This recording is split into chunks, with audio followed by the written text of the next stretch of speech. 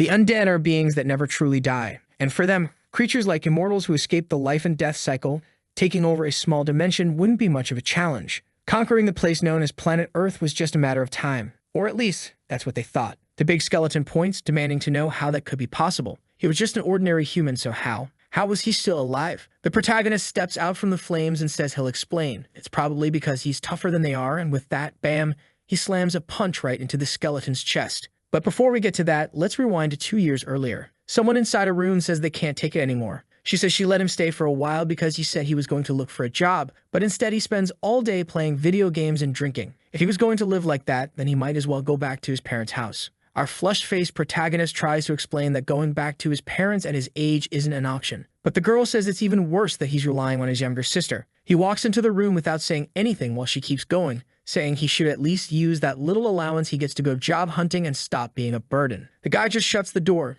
takes a deep breath as he listens to her going off. He flops onto the bed and tells himself Kang Hyun is pathetic. Why was he living like this? The only thing he'd managed to do since coming to Seoul was land a one-week gig at a big company. Then he got fired. At this point, even a part-time job moving boxes would be something, just to earn a bit of money. He notices the computer's still on and mumbles that life would be way easier if it worked like a video game. At least in games he was good, and it'd be easy to get a decent job. He'd get to choose between being a warrior, a swordsman, and in the middle of all that daydreaming, he dozes off. Out of nowhere, a bunch of system windows pop up. A connection to a dimension called Haken is detected. While our boy is still snoozing, the message says the connection has been temporarily denied and that the tutorial will begin on Earth. Kang opens his eyes, and when he looks around, he finds himself floating in some kind of void. And right in front of his eyes are those little words just hanging in the air. The message says that full connection to the Haken dimension will take 4 years and 364 days. Then it welcomes Kang Hyun to the tutorial. There would be a total of 8 stages, and this was just the first. Dying there wouldn't affect reality, but at the same time, if he gave up or failed, there'd be no second chances. And whoever finished the tutorial would get an awakening and a bonus reward. You could call the FBI on this guy seriously. The first thing he imagines is some level 98 loli calling him to connect. And the idiot actually blushes, realizing his gaming addiction is really starting to mess with his brain. Only in that moment he kind of wakes up to reality, which, well, isn't really reality, right? Because now he's convinced this is a dream. Poor guy has no idea that none of this is a dream, or actually is it? Now I'm confused too. Anyway, he starts getting transported to stage 1. And the system wishes him good luck, hoping he can save Earth. He's standing there, confused, like, what is this about saving the Earth? The final message just says that once he reaches the destination, they'll have to cross to the other side of the bridge. Failure condition, death. Before he can even figure out what bridge they're talking about, boom, he's teleported. And you can see the reflection of flames in his eyes. That's because, my friend, he just landed in a full-on Merbeast challenge. But yeah, dropped right into lava and died on the spot. He looks around trying to understand what's going on and whether that was really lava. The heat, though, was very real. Looking around, he sees a bunch of people and tries to figure out what's happening. He's sure he was just at home. While he's thinking this dream is ridiculous, someone calls out his name. And bam, it's the same girl who just finished chewing him out earlier. Our boy is Kang Hyun and she's Kang Ayin.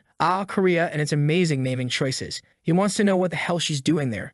In the very first dream he's had this year, it's ridiculous. She snaps back that he's not the one who decides that. At the same time, though, she's asking herself if this really is a dream. She saw a bunch of messages talking about saving Earth or something like that. Kang calls her name and says, Kang Ayin, stop pretending this is your dream, girl, because it's mine. She replies that that's not the point. Also, the lava wouldn't be that hot if this were a dream. How could a conversation this normal be happening in someone's dream? Nothing makes sense. He laughs and says the brain is easy to trick. Nobody ever really knows if a dream is real or not. Besides, you can feel pain in dreams. Anyone who says you can is lying. For example, he's had plenty of dreams where he peed himself but woke up completely dry. His sister congratulates him on having the guts to say something like that out loud. He just brushes it off and starts walking, saying he's heading out. She asks where he thinks he's going. He says it's obvious. He's going to cross to the other side of the bridge, just like the challenge said. Of course, since this is his dream, an NPC like her wouldn't know about it. She roasts him, saying she does know actually. And also, he needs to stop calling her that. This is her dream. What really surprises her, though, is that he's not even scared of falling and dying. He says she's being dumb. If he dies,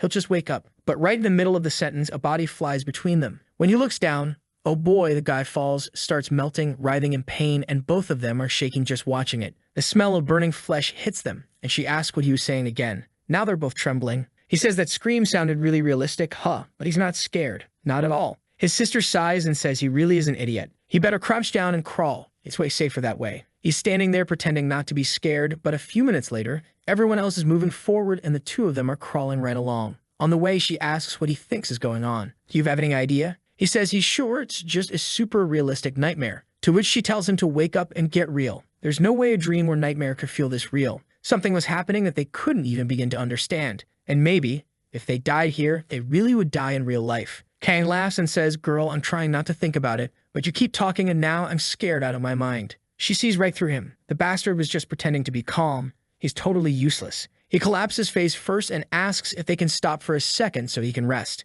Not because he's shaking and afraid of dying. No, of course not. It's just that he's tired, that's all. She asks if he plans to just lie there like an idiot, and he tells her she needs to understand. There was still a small chance this was just a dream, until that little cistern window popped up in front of them again. The set time for the tutorial had run out, and because of that, the difficulty was going to increase. Suddenly, the whole place starts to shake. I'm honestly impressed some people were still standing there like it was nothing. But to be fair, that bridge isn't that narrow, right? You could fit both feet side by side, legs spread a bit. I'd be fine crossing it. Just don't put me there, please. Anyway, the part of the bridge behind Kang starts crumbling. Everyone's bridges are breaking apart now. It's chaos. No way around it. Seriously, Aehyun, that girl, shot up and turned into Usain Bolt, left behind nothing but a blur. Our boy didn't have much choice, so he had to do the same. He's running and thinking he's okay. The bridge wasn't even that thin to begin with. As long as he doesn't trip, he'll reach the end just fine. Just focus on the ground and look straight ahead. I feel like I'm watching Squid Game here. He's almost at the exit. He can see it on the other side. He's already celebrating, thinking this is about to be over. But then he glances to the side, and the bridge beneath his sister is starting to collapse. He calls out to her. She looks down, but it's already too late. Still, the guy's got that Chad energy. He'd been scared this whole time, but now the courage kicks in. He jumps across, grabs her, and throws himself to the other side with her in his arms. He saved the girl. Right after that, a message pops up saying they leveled up and cleared the first stage. They would be temporarily awakened as a reward,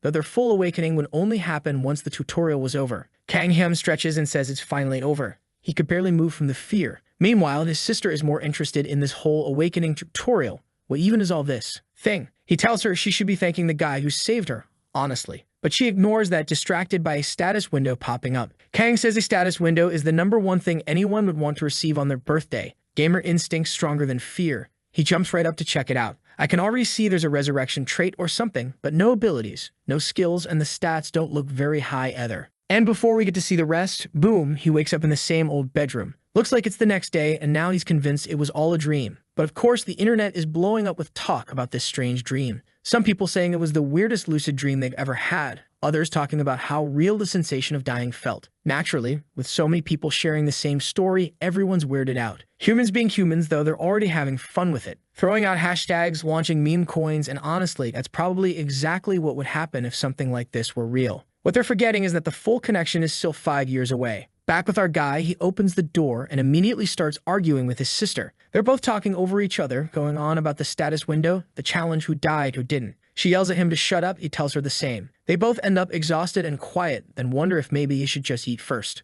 Meanwhile, social media is in a frenzy. End of the world, shared dreams, lucid nightmare. What the hell just happened? The two siblings hear all of this, and now they know for sure it wasn't just them. This thing happened all over the world. Kang says at least it's a relief that dying in the dream didn't affect anyone in real life, but she says it was terrifying either way. Watching those people, carts and all, die and burn right in front of her was too much. At the very least, anyone who died like that must be traumatized now. She's wondering if it's even okay for them to just sit there, eating so casually. It felt like the whole world was losing its mind. Kang thinks for a moment and says there's not much else they can do. That's when he hears screaming from outside, so he decides to go check it out. When he looks out the window, there's a crowd of people fighting, apparently right in front of a grocery store. They're already tearing the place apart, looting, yelling about some kind of apparition. What's even happening? Did the whole world go insane overnight? To be honest, I saw the news coming from the US. People over there seem to be acting the same way, so yeah, it's feeling pretty realistic. His capitalist sister is upset that she won't be able to go to work today, and he tells her to get real. Like they were just going to walk outside like it's nothing. No way. It's way too dangerous to be out now. They needed to remember everything that message said about the Haken connection. Right then, the sister tells the status window to open, and it pops up immediately. He comments that he still has no idea what it really means, but one thing is clear. Whatever's coming, they've got 5 years to prepare. And just seeing the chaos on the streets on day one, it's already obvious that this won't be easy. His sister's just thinking to herself that this idiot is, for once, actually making some sense. After all the madness in the morning, things seem to calm down. People go back to their normal routines and South Korea starts settling down again. And with that, the first day ends. But the moment he closes his eyes, the system window pops up again, welcoming him back to the tutorial. It asks if he wants to learn how everything works, but he says no. He just wants to see his status screen. The guy came nerfed, my god, Kang Hyun. 8 in strength, 9 in agility, and 1 bonus ability. He's trying to figure out if that's good or bad, but honestly, you need comparisons to know that kind of thing. What catches his eye, though, is that he has a magic power stat. And on top of that, he sees a very interesting word, innate ability,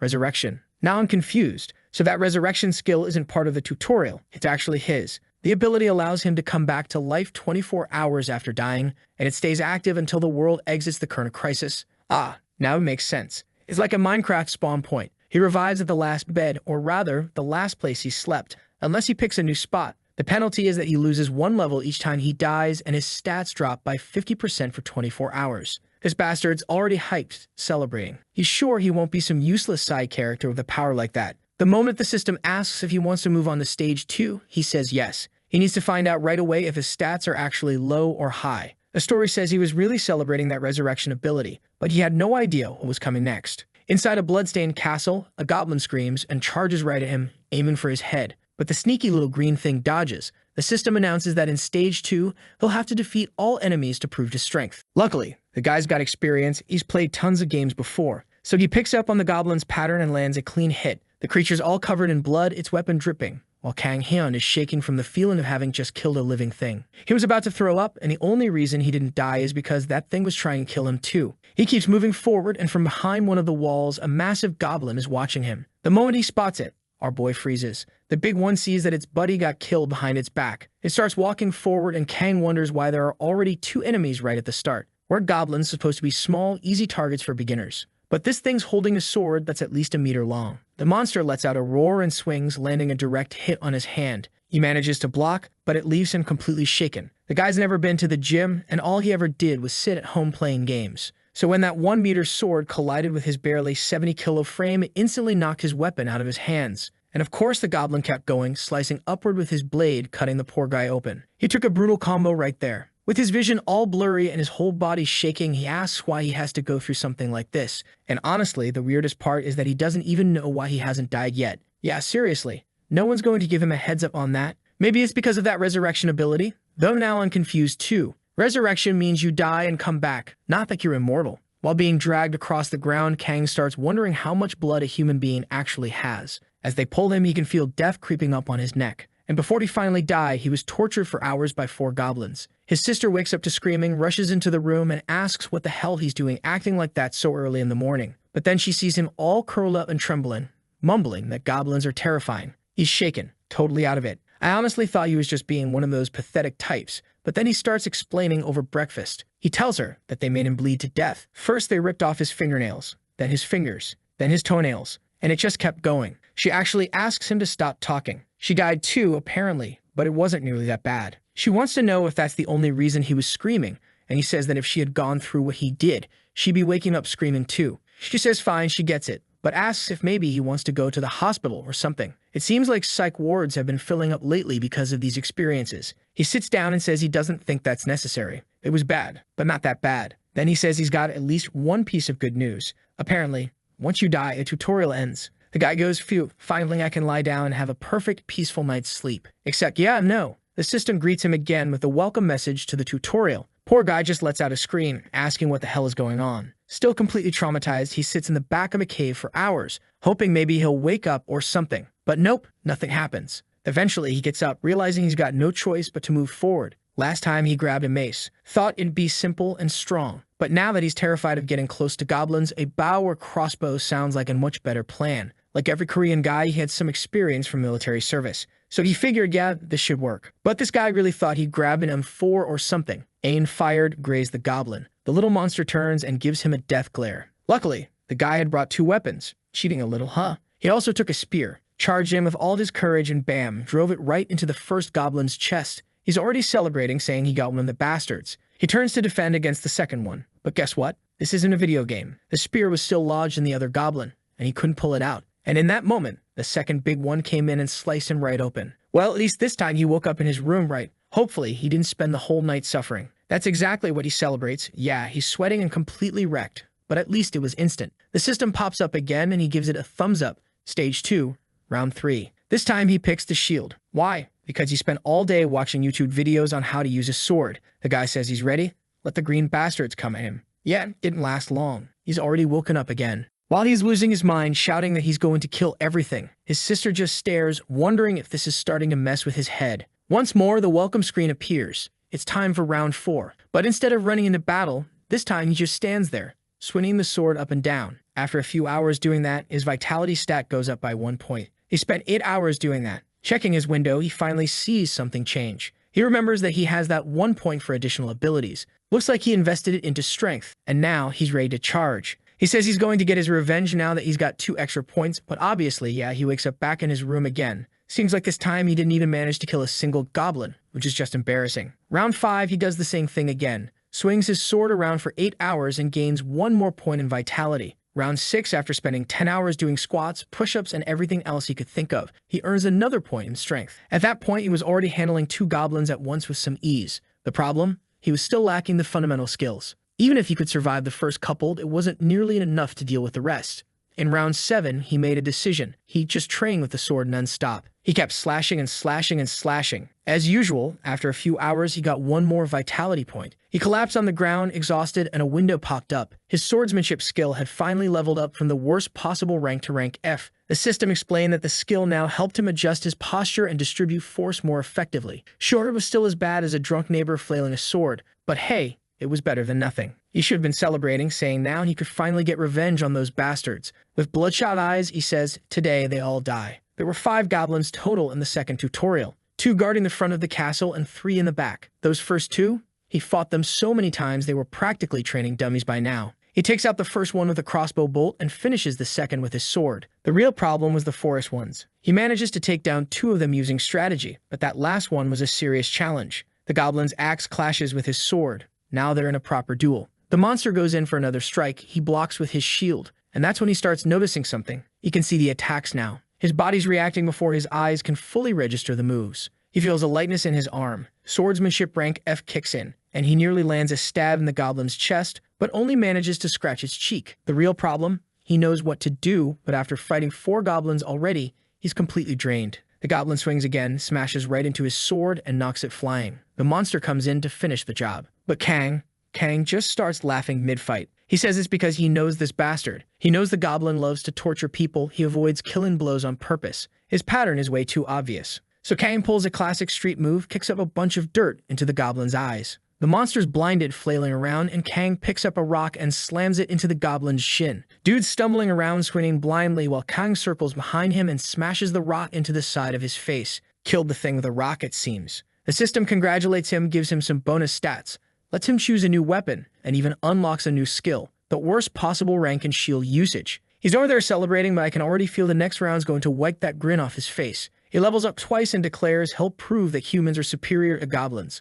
The next morning, he's got this weird expression, probably some meme I don't know. He says this is the strong morning and he's Kang Hyun, feeling absolutely amazing. To celebrate clearing stage 2, he's making himself some coffee. And of course, just like everything he does now, it tastes perfect. But then he hears a loud noise outside, and his sister bursts into the room asking what he's done this time. Right then, the system pops up saying the world tutorial has ended. From now on, he can freely use the system outside of the tutorial, and dungeons will begin appearing. He rushes to the front of the house and looks out, and right there, in the middle of the street, a dungeon gate has appeared. He and his sister immediately understand what it is, while the rest of the people are just standing around, confused, staring at it. But only awakened ones can enter those gates. They started appearing all over the world, and guess what? If they weren't cleared in time, the gates would collapse. Meanwhile, the connection to that Haken place was still sitting at 4 years and 357 days. Now I'm getting kind of confused. I thought the tutorial had 8 stages. So what's going on here? Well, obviously, once those gates activated, the world went into even worse chaos than it did on the first day.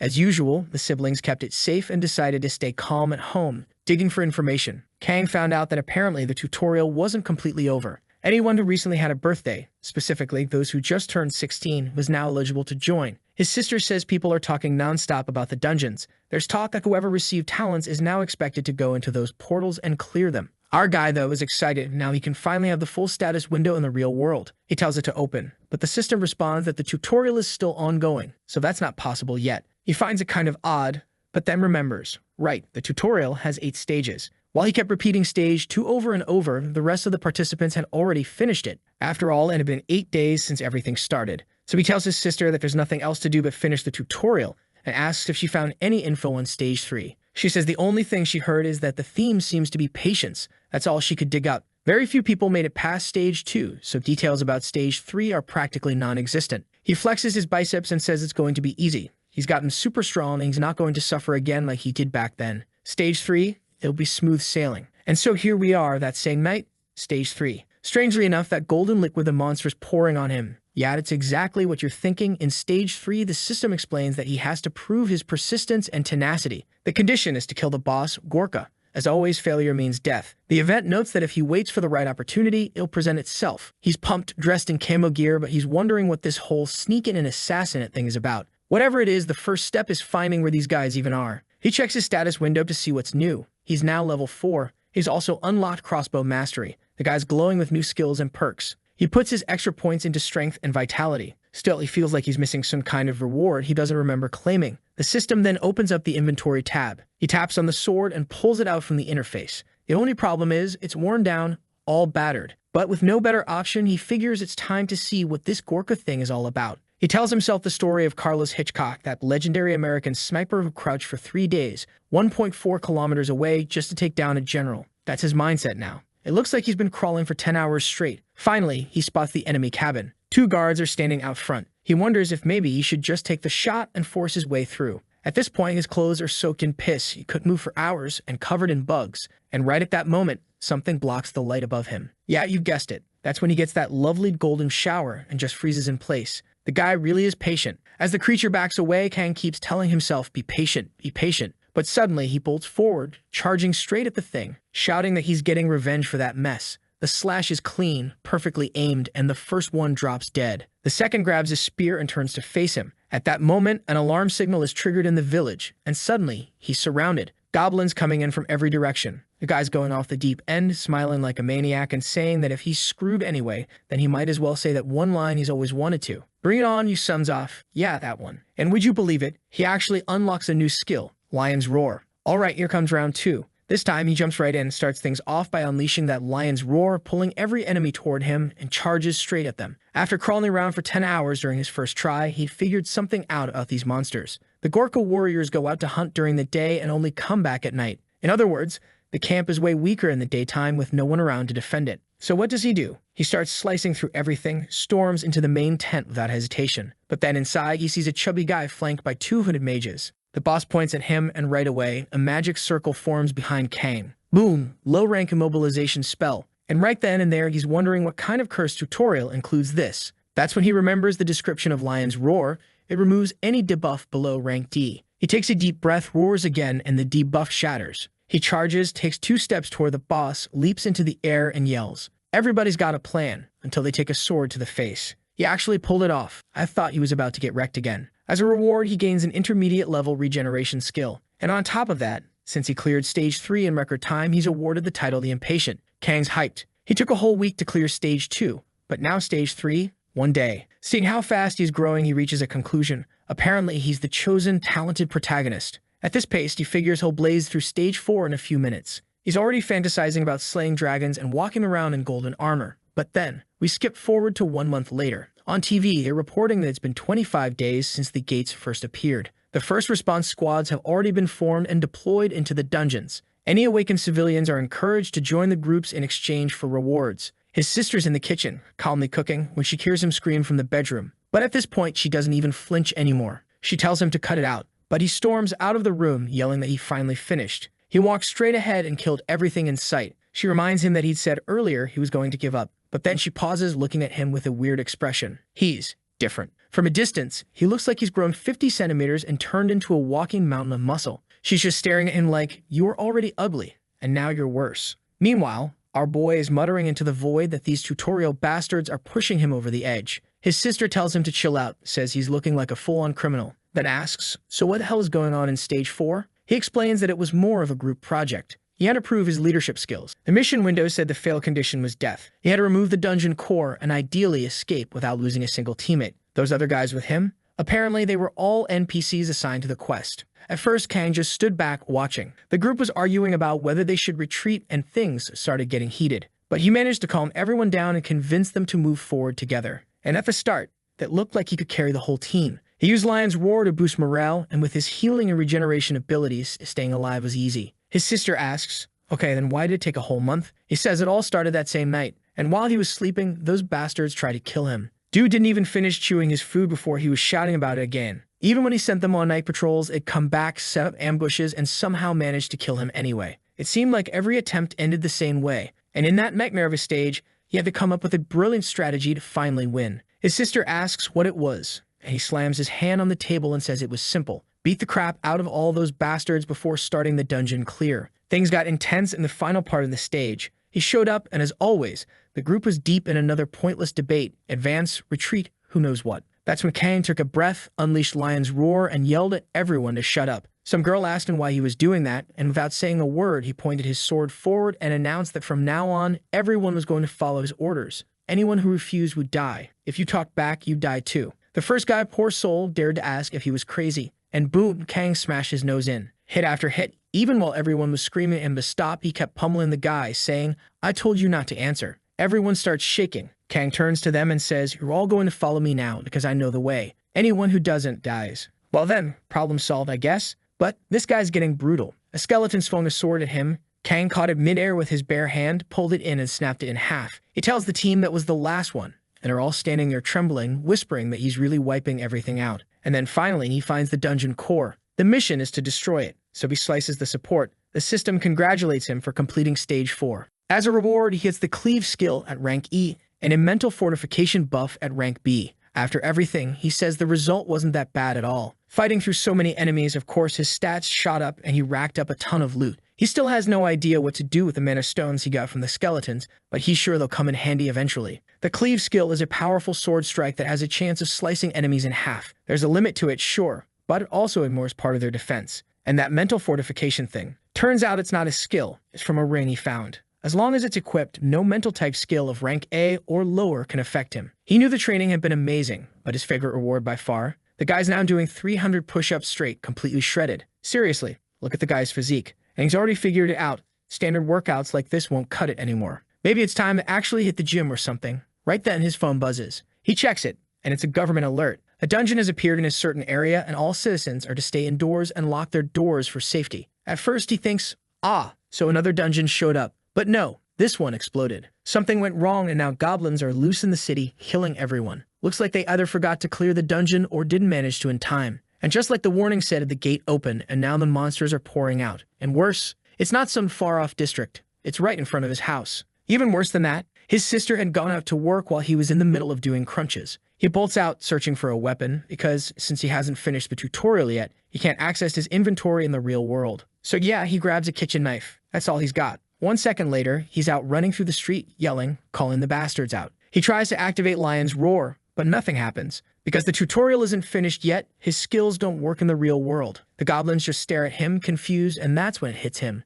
This is going to be a lot harder without his abilities. Still, he managed to pull their attention. At least now, no one else in the area would die. Only problem, 2 armed goblins are already charging right at him. The guy's died so many times, he's starting to lose it. He's mocking the goblins, saying he's been past their level since stage 2. But even while talking big, he's on edge. He knows these guys could be different now. They're not tutorial mobs anymore. Still, with a quick flick of the kitchen knife, he slashes one, saying he can tell their strength just from the way they move. And that blade's already pressed up against the monster's throat. He tells the bastards to come at him. He's already stolen one of their swords and says he's got a lot of work to do. Meanwhile, across the city, people are barricading an office door. Everyone's shaking because something's banging from the other side. And yep, it's the office where his sister works. She's sweating bullets. He had messaged her asking if she was still at work, and she just replied yes, but told him not to come. That's when the yelling and the sound of slicing start from outside. The door's getting smashed in, furniture falling. And then who walks in? The madman himself, covered in blood, holding a knife and saying, sorry for breaking it down, but sis, I'm here. He looks like a full-on psycho, blade still in hand, and everyone's staring like, is this really her brother? While he's looking around the office, some guy in the back yells, asking who he even is. Why the hell did he break their barricade? Their only protection? Kang apologizes casually and tells them not to worry. The monsters are already dead. They're all frozen in fear, but he tells them each to grab a weapon. Even if they fail the first stage, any normal person should be able to take on a single goblin. His sister asks where he's going, and he says, obviously, he saw more goblins on the way, and he's heading there now. Even if there's only a few left, he wants to make sure everyone sleeps peacefully tonight. Cut to the next scene, she's pouring water over his arm, and the guy's still growing. Seriously, What's going on? He's gonna hit 5 meters at this rate. She's mad now, telling him to quit playing the tough guy and demands to know why he's running around picking fights. He explains that he didn't want to get beat up, but normally he has a regeneration skill that helps him recover. Problem is, since he's outside the tutorial, it doesn't work here. So yeah, it's not going great. People have already put the barricade back up, and she tells him to be more careful. If he can't use his skills, that means no resurrection either. Clearly, he's not okay in the head. He just shrugs and says it was still pretty cool. She replies, yeah, and that's why you deserve that beating. But even though she thinks that, seems like someone else had a different opinion. Her boss wants to meet him. Now the guy's all red in the face. And now here we are, it's time for stage 5. This time, the test is about proving his wisdom and overcoming mental obstacles.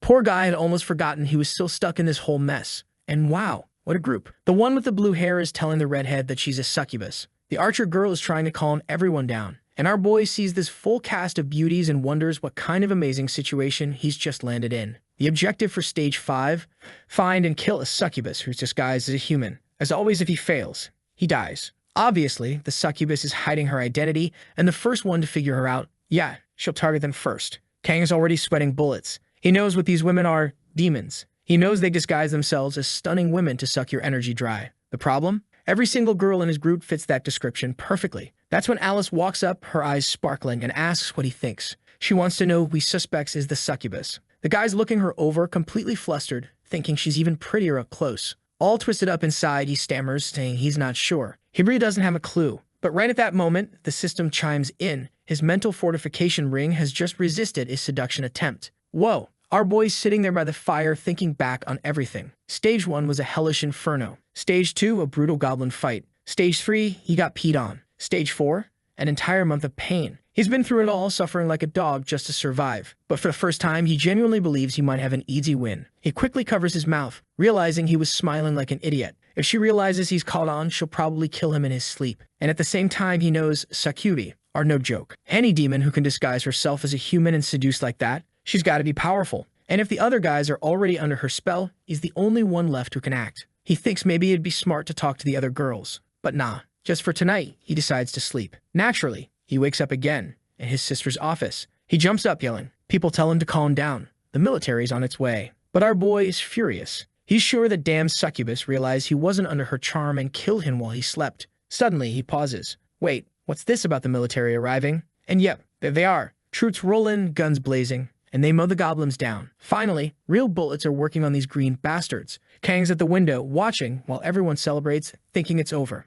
But then, he feels something strange. What's this feeling? He wonders. It's like something dangerous is getting closer. Like, he doesn't even finish the thought. Outside, soldiers are firing non-stop, wondering why it's not working. And that's when they see it. A red goblin just walking through the bullets. They're ricocheting off him like rubber. They keep shooting, unloading everything. But even a clean hit to the forehead makes him just tilt his head like nothing happened. Then the goblin roars, completely unhinged, and charges the vehicle. Soldiers hit the gas, firing behind them, but the goblin leaps, smashes down on the car, and obliterates the entire squad. Kang watches in shock from above. That goblin's aura alone is enough to leave someone completely paralyzed. The soldiers nearby mutter that Squad 3 got wiped out. One guy yells for reinforcements, but suddenly, he grabs his head, wincing in pain. And just like that, the goblin's already standing on the hood of the car, licking his lips. They ask where backup is, and someone says they're sending in a talented civilian. Bro, a civilian's not gonna do a damn thing against that. The goblin leaps again, going in for the kill. The soldier pulls his weapon, knowing this is it. But right then, Kang shows up and hurls a whole cinder block straight into the goblin's mouth. The thing flies back, skidding across the ground.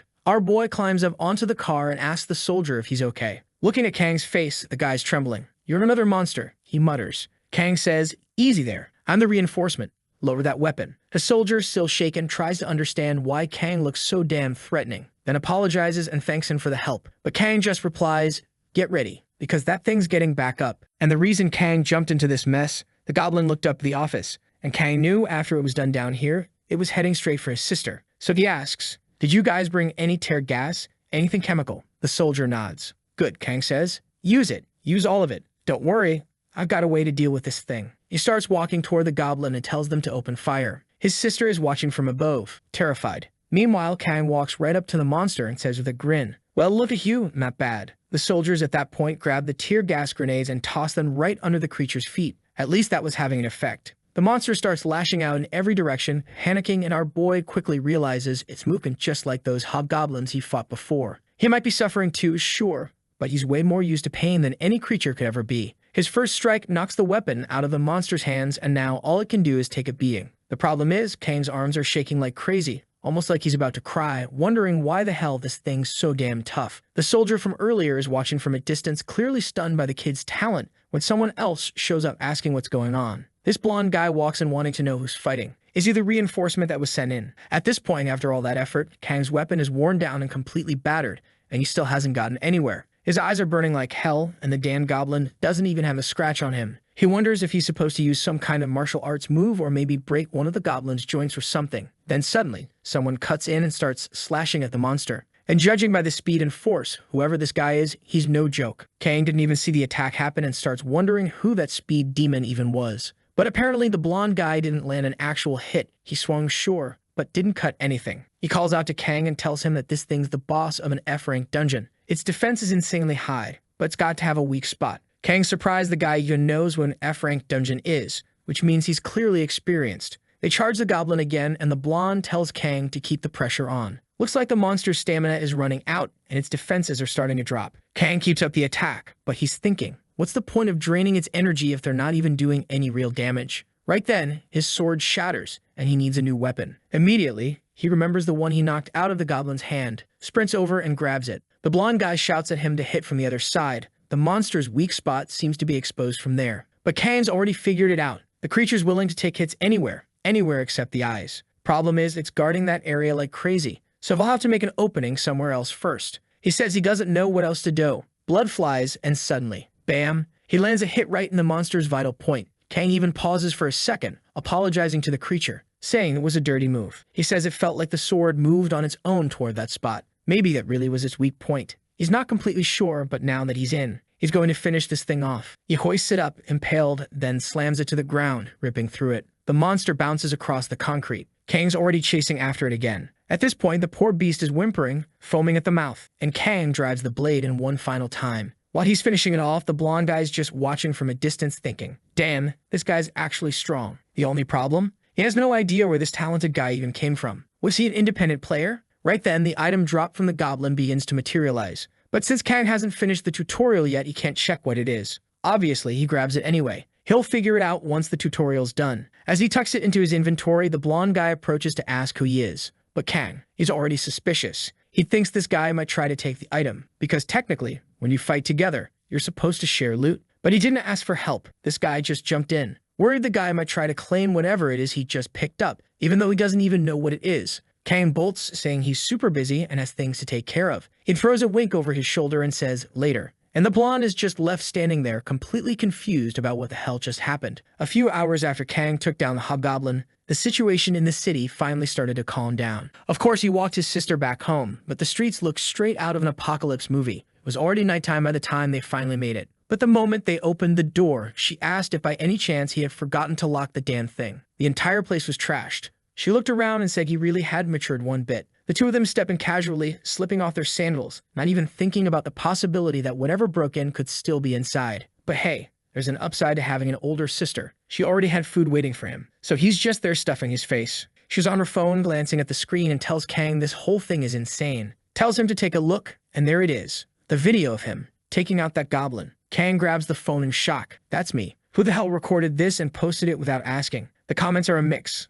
Some people are saying it's awesome. The haters are calling it too easy, saying it was just a low-level goblin from the second stage. Still, the boy was clearly born to be an influencer. Just a few likes were enough to have him feeling real proud of himself. His sister takes one look at him and says his face already gave it away. He tells the damn woman to stop talking about how ridiculously handsome he is. But then he sees the comments again. And yeah, a lot of people are saying his face looks more like a villain's. Later that night, he calls out to his sister, saying he needs her help. She asks what it is, and he tells her to turn off the lights. She's confused, but since he saved her life today, she says fine, but warns him he better not wake up screaming like a lunatic again. He gives a thumbs up and says to relax. This stage is gonna be easy. As he's lying there trying to fall asleep, he keeps thinking about that blonde guy from earlier. He looked insanely strong. How many stages had he cleared? Kang knows. If it weren't for his resurrection skill, he wouldn't have made it past the second stage himself. Still, none of that matters. Sooner or later, he's going to finish all 8 stages. It's time to become the strongest. He turns over, remembering that damn Sakuas. Yeah, she was kinda cute. Even though she killed him and he knows she's a monster. For some reason, he's actually excited to see her again. He shows up in a dream smiling, all eager to greet her. But when he opens his eyes, there's a goblin right in front of him, breathing in his face. He decks the thing in the face, sends it flying. Immediately, he starts wondering where that amazing team from the last dream went. What weirdly, the mission this time is to clear out a goblin cave and wipe the dungeon. Cave goblins have poor eyesight, but excellent hearing. And as always, if he fails, he dies. He's already surrounded, wondering what the big deal is with this hearing thing. As the goblins close in, he lets out a dramatic yell. Why the perfect mission disappear? And you know what? I agree with him. Where did that beautiful mission go? Bring it back. The scene shifts to a Alayan house in the city, where the blonde guy is wrecking people. Some guy in a green hoodie, completely beaten, wants to know how someone who hasn't even entered the tutorial yet is stronger than someone with actual talent. The blonde steps on him and tells him to shut it. Stats don't change anything just because you've got a few extra points. Thinking back to Kang's fight, he starts licking his lips, saying something interesting has shown up. And seriously, artists, why don't you ever draw this stuff with a girl instead, huh? Why you got it then? Stage 5, Round 3. Looks like our boy died again. Now the mission is to kill a doppelganger. A monster that eats humans, steals their form, and hides among them. Honestly, the succubus stuff was way more fun than this nightmare. At the same time, it's kind of like a mafia game. All about figuring out who's who, watching for lies. The key stat this time is wisdom, but Kang's already picked up some skills when it comes to group dynamics. He takes a deep breath and yells for everyone to look at him. The guys all turn to look at him in silence. He coughs and says, the first one who moves is the culprit, and they're dead. That's when our boy realizes he forgot something important. In mafia games, the one who talks too much is usually the first to die. And judging by the situation, he already died and didn't even notice. At this point, it just feels like he keeps waking up and falling asleep. I'm not even seeing the game anymore. And apparently, during Stage 5, he got stuck there for over a month and a half. Some dude with glasses asks Ayan what she thinks. But hold up, it's not some guy with glasses. It's our protagonist trying to act smart now. She tells him she just got back from work and wants to know what the hell he's doing. He says he's trying to change who he is, starting with his appearance. He's already died 53 times in that cursed mission, and it was time to try something different. That damn system always says to use wisdom, but every mission is totally different, so he never actually learns anything. His sister tells him the only way he'll get smarter is with a brain transplant. He just slumps in defeat. She really hit him with that, and she walks off saying she's going to install some kind of soundproofing in his room because she can't take it anymore. Back in Stage 5, use your wisdom to overcome the obstacles. This time he appears inside a cave. The system shows up, and he already knows it's gonna be some stupid mess again. But suddenly, something makes him smile and shout, Eureka! The mission is to clear the F-rank dungeon Terang incubator, and the hint says the Terang guarding the incubator is level 20, so he needs to find its weak point.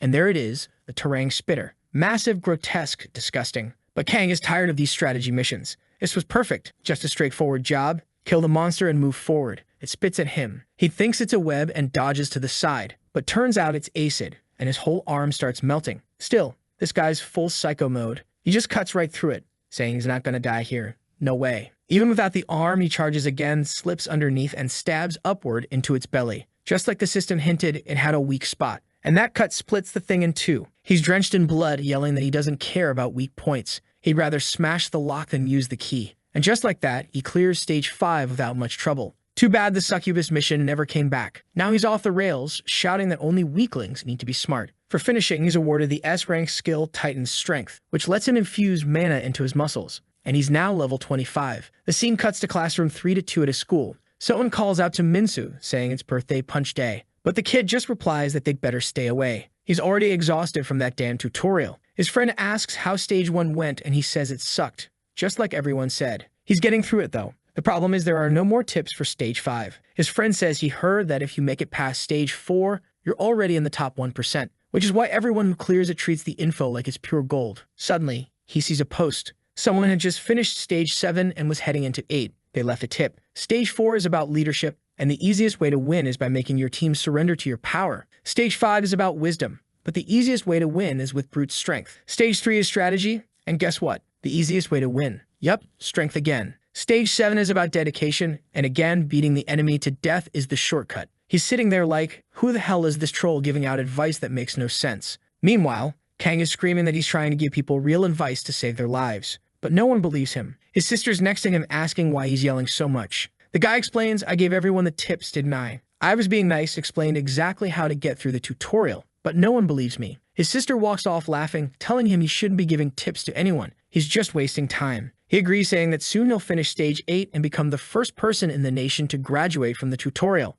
He'll be on the same level as the guild master of Damgan or the leader of the Skill Alliance Guild. But his sister keeps laughing, saying he'll never be on the same level as the people who finish without dying even once. Meanwhile, he's been stuck in this thing for 4 months. He tells her to shut up. He cleared stages 6 and 7 on his first try. And here we are, folks. Welcome to the tutorial. You've completed stage 7. Now it's time for the final battle in stage 8. The rewards from stage 6 were a B-rank sword named Bilgen, which gave him the Berserker skill and apparently had a thirst for blood. Stage 7 gave him Ronald's armor, which came with auto-restoration. Our boy is hyped. The second he finishes stage 8, he'll finally be able to use his inventory in the real world. And that means he can finally check out that item he got from the hobgoblin he killed. The system welcomes him, saying all it asks is that he takes less than a week to complete it. But then, his expression shifts. The system asks him what his personal principles are. He just stands there, unsure what to answer. Then suddenly, the floor and ceiling start to crack. Out of nowhere, he falls into this abyss. Feels like he's diving into a void. When he opens his eyes, he's standing in the middle of a street. A woman walks toward him, but she passes right through him like he's a ghost. This is the first time he's seen a city inside the tutorial. He wonders if this could actually be Earth, but then he spots a weird couple nearby, and that confirms it. No one here is human. Everyone's this strange, brownish creature. Bipedal lizard-looking things. They're so ugly he doesn't even want to make eye contact. But then he notices one of them standing still, staring at him, or rather, looking at something behind him. When he turns around, there's a mountain of monsters marching his way. The mutant townsfolk start running in pure panic as the creatures flood down the street. Kang instantly recognizes a few of the monsters, ones he's fought before. But obviously there are others that are way stronger and way bigger. This is on a whole different level from any dungeon he's ever been in. It straight up feels like the end of the world just arrived in this place. That's when he remembers. The system said the connection with Haken would happen in 4 years and 280 days. He starts thinking, maybe this is what's going to happen on Earth when that time comes. Suddenly, his body is swallowed in shadow. He looks back and sees a massive titan with a cosmic head towering above him. The monster reaches out its hand, and as it comes down to crush him, Kang doesn't even dodge. He just stands there and gets disintegrated. Then he's floating in an empty void. A voice asks him, so how did it feel? In front of him, a vague, invisible presence appears. He asks if it's some kind of god. The figure replies, no, not quite. I'm what you call the administrator of this dimension. This stage was actually a personal interview with him. Kang was free to ask anything he wanted, and likewise, the administrator would be asking him a few things too. Kang immediately asks, that vision I saw, is that really going to happen on Earth in 5 years? The administrator replies, that depends entirely on what humanity chooses to do from this point on. Kang says he doesn't understand. If you're such a powerful entity, why don't you just stop it all? The administrator answers, I'm not a guardian. I simply maintain the balance of things. The best I can do is assign missions, create the tutorial, things like that. But now it was the administrator's turn to ask a question. He wanted to know, what has Kang Hyun been living for up to this point, and what principles does he live by? Kang says that's kind of a weird question. It's way too deep. Why would he want to know something like that? The guy responds that watching humans made him curious. All intelligent life forms are fascinating, but humans stood out even more in comparison. Kang clearly doesn't like the way this so-called guardian talks about humans. He says he probably hasn't observed them enough. Nobody on his planet has the luxury to sit around thinking about stuff like that. Everyone's just trying to survive, grab whatever little happiness they can, and push through one day at a time. The administrator asks if that's what he wants to protect. Kang says he is. He wants to protect his sister, even if she's useless, and his parents too. Basically, he's fighting for his family. The administrator asks, so, do you want to be a hero? Kang says he's died so many times already. He knows for a fact he's not cut out for that. There are definitely people out there way stronger than him, so he doesn't stand a chance. The damned administrator agrees, says the talent to be a hero is something you're born with, and right now Kang's much closer to being a nobody than a savior. But personally, he says he likes Kang. He had a great time watching him go through each stage of the tutorial. That's when it hits Kang. This guy's a sadist. He was just sitting back and enjoying watching him die over and over. So Kang asks, what was the deal with stage 5 being about wisdom, and why did it keep changing? Strangely, the administrator goes silent,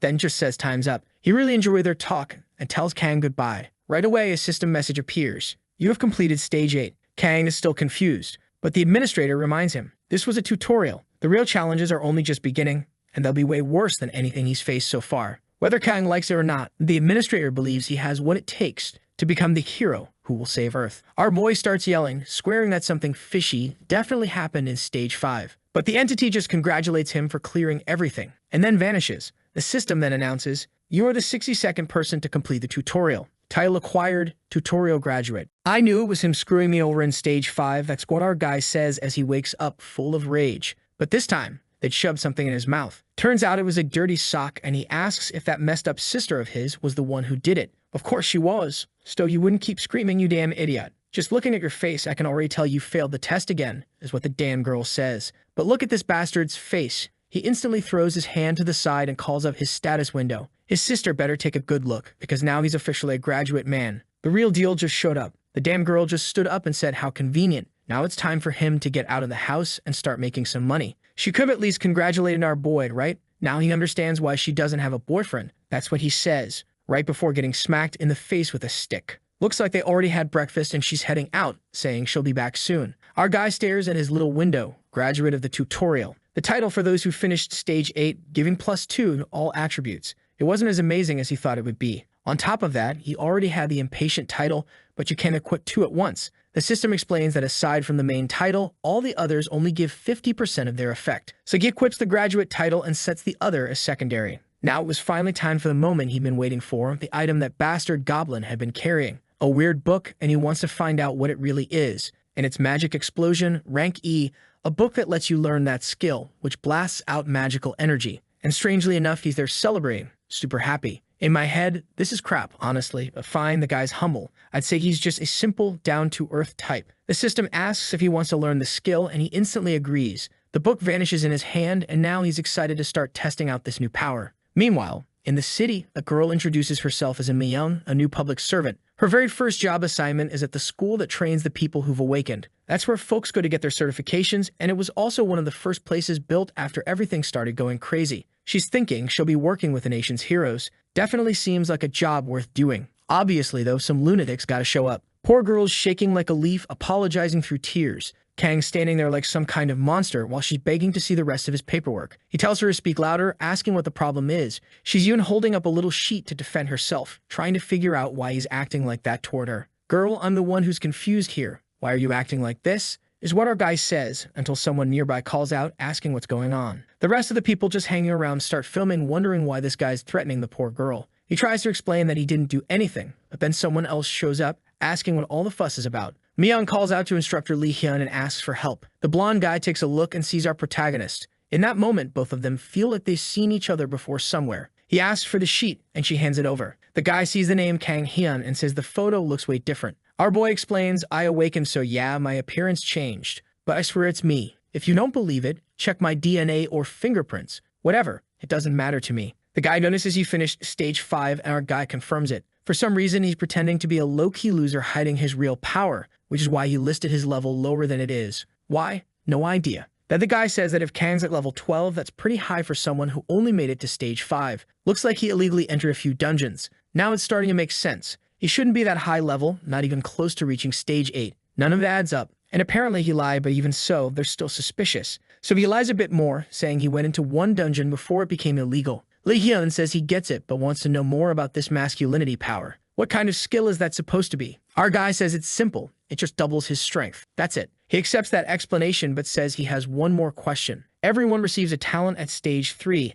an accessory at stage 4, and some kind of skill or special reward at stage 5. So he should list everything he got. Kang's starting to get tired of this whole interrogation, but he agrees. He bites his own arm, and right away it starts to regenerate. Obviously, that's the skill he got, self-healing. He also shows the ring he has, the one that blocks mental attacks. But since he already lied about the skill, he goes on and says the ring gives him a power that lets him scare everyone when he shouts. The blonde guy tells him to go ahead and use it to prove it. Then we see another blondie nearby, the one with the hair shaved on the sides, just watching as Kang takes a deep breath. Ah, this is the guy who seems to remember the whole goblin incident. And in that exact second, the trauma hits him and he instantly covers his ears. Kang lets out a scream that shakes the entire room, and everyone covers their ears. Kang asks if he needs to prove anything else, and the guy says there's no way he can doubt him after that. Good lord, just look at this dude's face. Artist, you need to chill. I swear I'm gonna find out your name and end you. Our guy's sitting there all in his feelings, saying he got rejected at first because of his ID. But after that roar, he was accepted right away. Even so, now that he's in the classroom, he's sitting there by himself, and it looks like no one wants to get anywhere near him. The crazy guy who yelled at the receptionist and then screamed at someone else.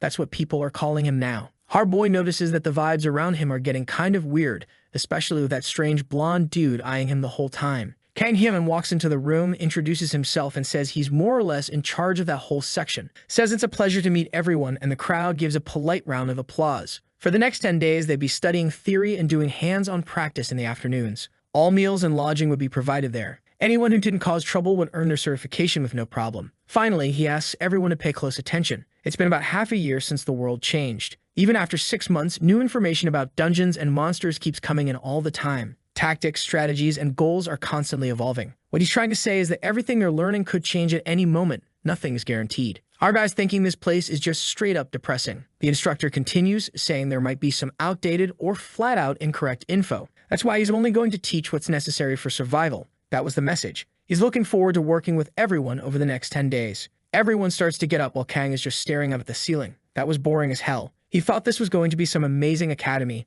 where he'd just get his ID and bounce. But no, it's going to be awful. Then the walking Giga Chad comes over and talks to our guy, introducing himself as Guak Suil. Our boy's trying to figure out who this Jack dude is. They shake hands and Kang Hyun gives his name. The guy grins weirdly. Guak suddenly crushes his hand and tells him he's screwed now. Says if you want to lead in a place like this, you've got to take down the cocky ones right at the start. He's hated this kid ever since that scream. But now he's the one who's confused. Kang's just standing there, calm as ever, while he's the one shaking. And then bam, our boy activates Titan Strength, boosting his muscle power by 12 strength points for 10 minutes. Now it's Guak who's sweating buckets, trying to understand how he's suddenly losing in a contest of raw power. Up to now, he's dumped all his points into strength, so it shouldn't even be possible. And worst of all, everyone is staring. But poor guy can't take it. He starts making weird faces and bam, his arm explodes. What the hell? Blood shoots everywhere, and the entire room is in shock. That weird blonde kid, he's just sitting there like, somebody kill this maniac already, please. A while later, the guy gets taken away by ambulance.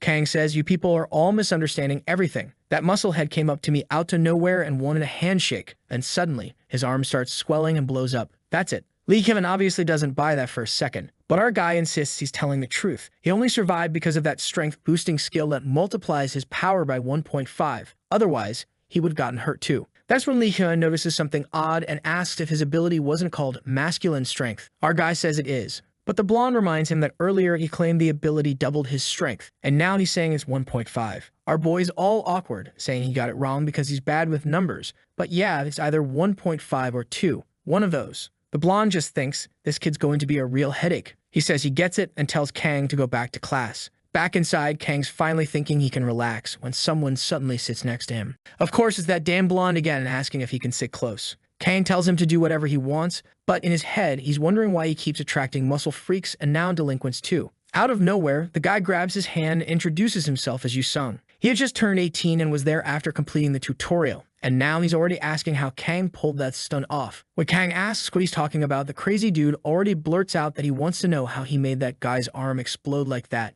It must be some amazing skill. Poor protagonist already knows this guy's not all there either. A while later, Lee Hyun walks into the room, apologizes for the delay, and immediately starts explaining that there are 2 types of dungeons, regular and irregular. The regular ones are obviously the most common, and they break after 4 weeks. Break meaning the monsters start spilling out into the city. Irregular dungeons, on the other hand, can break at unpredictable times. Sometimes it's 4 weeks, sometimes it's instant, right when they appear. To close a dungeon, there are 2 options. The first is to destroy the main core, which is deep inside and extremely hard to find. The second is to destroy the regular core. There are 2, right? And this one just delays the break. Do you think I need to know any of this crap just to kill monsters? I didn't come here to get some useless lecture, says the jacked guy in the back. Our guy starts realizing that every single musclehead in the room is a walking problem, completely forgetting he's also one of the buff guys himself. One of the guards steps in and tells the guy to stop causing trouble or he'll be kicked out. But Hyun says it's okay and asks the guy to come down to the front because it's time for a little lesson. The guy says fine, clearly impressed by how cocky the instructor is.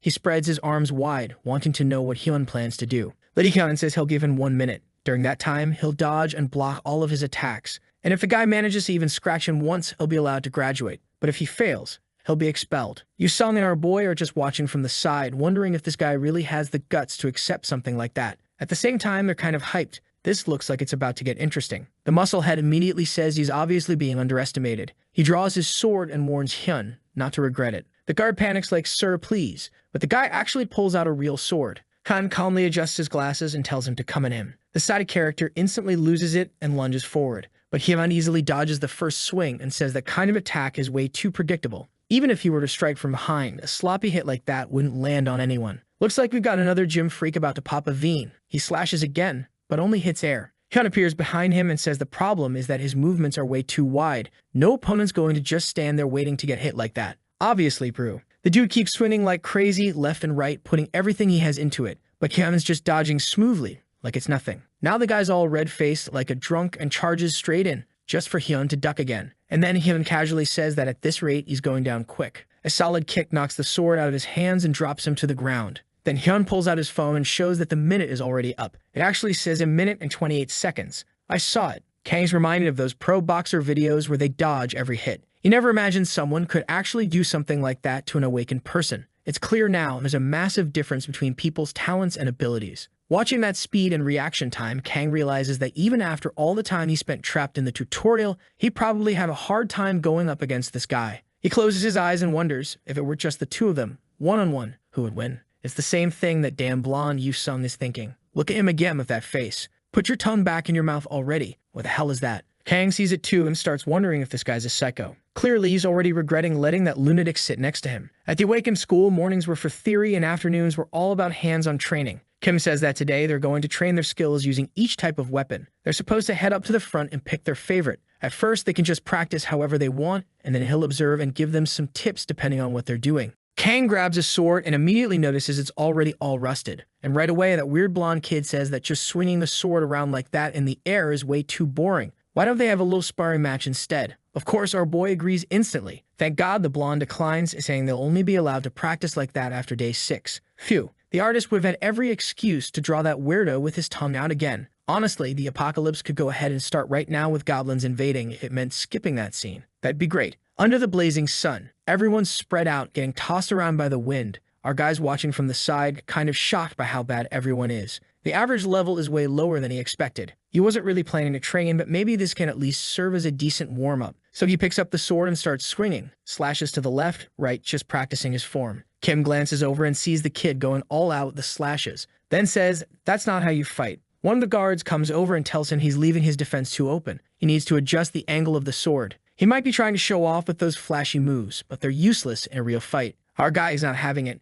He's already thinking about killing this guy. Of course, he's only thinking that because he's immortal, right? Doesn't matter if he gets wrecked. He can just respawn the next day. The guard tells him that if he tries that fencing crap inside a dungeon, he's gonna get himself killed. But Kang grabs him by the collar and asks if he wants to throw down right now. Okay, maybe he didn't actually do that, or maybe he did. But what really happens is he backs off and says, "All right, I'll keep that in mind." Then the guy claps and calls over Sung Han, the same guard, and gets everyone's attention. He says Kang Hyun and the assistant will now give a demonstration. Kang is obviously confused. Why the hell did it land on him? The blonde hands a sword to the instructor and tells him to use the skill he was asking Kang to show earlier. And obviously, our boy's supposed to fight however he wants. Yeah, it's pretty clear now the blonde figured out Kang's the real deal, and he wants the assistant to learn the hard way. The poor guy's standing there all lost, but the blonde just says, "Go on." The countdown begins. 1, 2, 3. Our boy charges. Kang rushes in and hits him hard right off the bat, throwing the guy off balance. He changes the angle mid-swing, smacks the sword out of the guy's hand, and sends it flying. The assistant's already down. 2 hits. He didn't even try to hurt him, just disarmed him clean. What a humiliation. The instructor turns to the group and says they need to train the skills that prepare them for real combat. They need to build reflexes to respond immediately to threats. Just like Kang showed, the most important thing is how you respond and start your movements. There's no one perfect form, nothing's absolute. He asks everyone to give a round of applause while the poor assistant is red as a tomato. He totally got clowned. Kang's standing there all proud, but the damn guy didn't understand a thing the instructor said. He just went all in, pure instinct. The instructor walks over to the assistant and apologizes, saying he didn't intend for him to get beat up like that. The guy gets up and says it's fine. He still learned something new from it. Though yeah, he was definitely surprised. The instructor tells him not to feel embarrassed. He just wanted to confirm something. That damn bastard used Kang's craving for a fight to expose his secrets. And so the next chapter begins, My Precious Training Diary. Written by Kang Hyun. On the first day, some dude got on his nerves, so he blew up the guy's arm, and the rest of the class was boring as hell. The second day wasn't much better. They trained with some weapons, and Sung seemed to be enjoying himself a little too much. Honestly, he should probably start avoiding that weirdo. On day 3, he realized that this strange guy was the only one actually willing to talk to him, and he was like a mosquito that just wouldn't leave him alone. By the 4th day, he was so bored he spent the whole time sketching himself cutting off a goblin's head. Day 5, all he wanted was to go home. It was too damn boring. He even collapsed on the ground in the middle of training, just completely done. Day 6 rolls around, and there he is, face planted on the desk. He tells the blonde, "Come on, start a fight or something. Do anything to get kicked out and make this place fun." But Yu Sung wants to know why. Wasn't he the one who said they were gonna lay low and graduate quietly? Our boy goes, I'm telling you to make a mess. If you get expelled, that's on you. I'm good. But Sung tells him to chill. It's day 6, after all. They're finally going to have some real sparring matches today, so something good's about to happen. He's got a sixth sense for these things. A bit later during training, some dude takes a hit to the hand, drops his sword, and falls flat. The instructor announces that Kang Hyun is the winner and calls up the next group. As Kang is walking back to his seat, Sung says he's seriously impressed. Kang fights really well.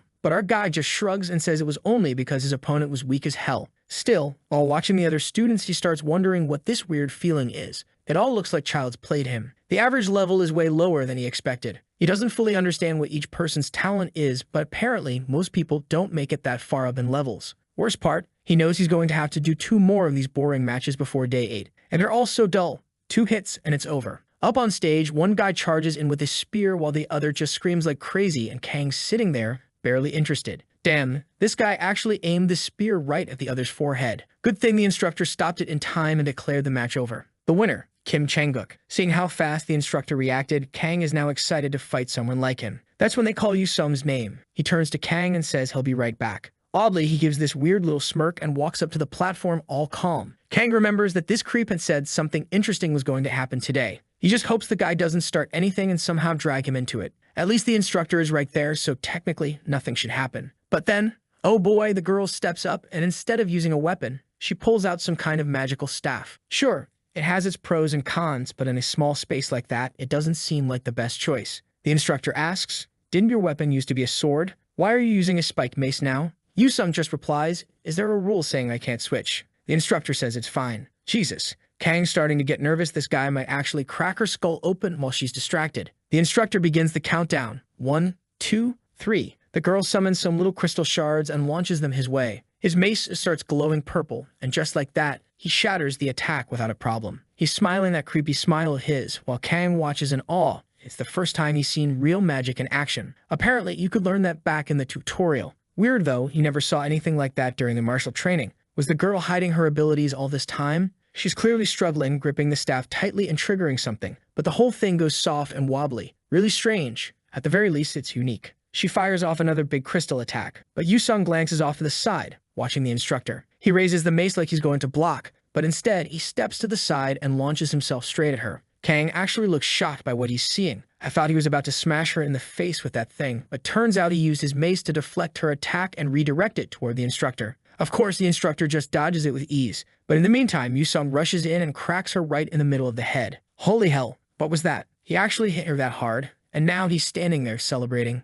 Dude, I called it, didn't I? I said he was gonna go nuts, but the guy's practically drenched in blood, smiling like he's proud of it. Kang better get away from this lunatic or just take him out seriously for everyone's safety. Thankfully, someone's already calling for an ambulance and saying it's a fractured hand. I don't even know why I'm so worried about this girl, but please don't kill her. I mean it, Blondie. You better not. I just don't like this guy, that's all. The instructor immediately points his massive sword at Yu Sung's face and demands to know what the hell that was. Obviously, this blood-covered lunatic just says it was an accident. Oops, sorry, my bad. Totally didn't mean to. The instructor asks if he even hears himself talking. Yu Sung says yeah, and throws in a cheeky little wink. The instructor turns away and announces that they'll take a 20-minute break. Everyone has to be back by 3, and Yu Sung is to follow him. From a distance, Kang's watching all of this, and he's got that look, like he recognizes that weird glint in the blonde guy's eyes. Even with what just happened, this poor girl getting absolutely wrecked, the training continues like nothing happened for another 2 days. And no, Yu Sung wasn't expelled. He just kept training like everything was totally normal. The only difference is that the poor guy who had to spar with him next looked like he was about to crap himself just standing there. Kang even noticed there was a healer already stationed behind the guide,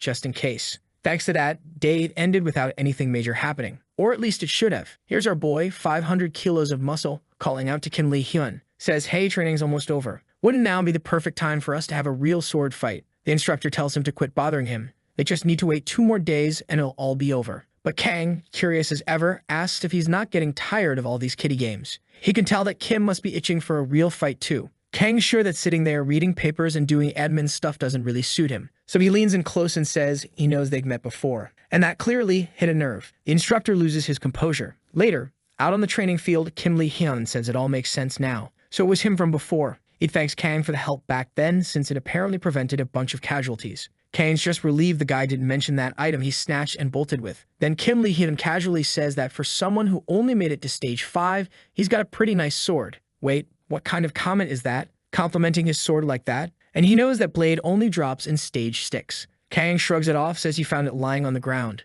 Same excuse as always. Kim opens the system and says, "It's fine. I can already tell you're not gonna be honest, no matter what I ask." Then he draws his sword and says that in that case, he'll fight with something he just happened to find too. And just like that, bam, the guy vanishes. A second later, he's already behind our muscle boy. Kang spins around, barely reacting in time to block the attack. The guy moved like a damn phantom. Kim compliments him, saying he thought Kang was just a meathead, but his reflexes are impressive too. Our boy replies that he's been through too much in life to ever let himself be an easy target again. The Dan instructor disappears once more, saying that if that's the case, then there's no reason to hold back. The guy's using that phantom technique, striking from every angle, but Kang's holding him back. Kim Lee-hyun's stunned. He can't believe this kid, fresh out of the tutorial, is managing to keep up with everything being thrown at him. Kang, on the other hand, is getting cut up all over and still muttering, This is what a real fight feels like. I'm honestly scared to see what he's gonna look like 15 chapters from now. Dude's gonna be 7 meters tall, weighing in at 700 kilos of muscle,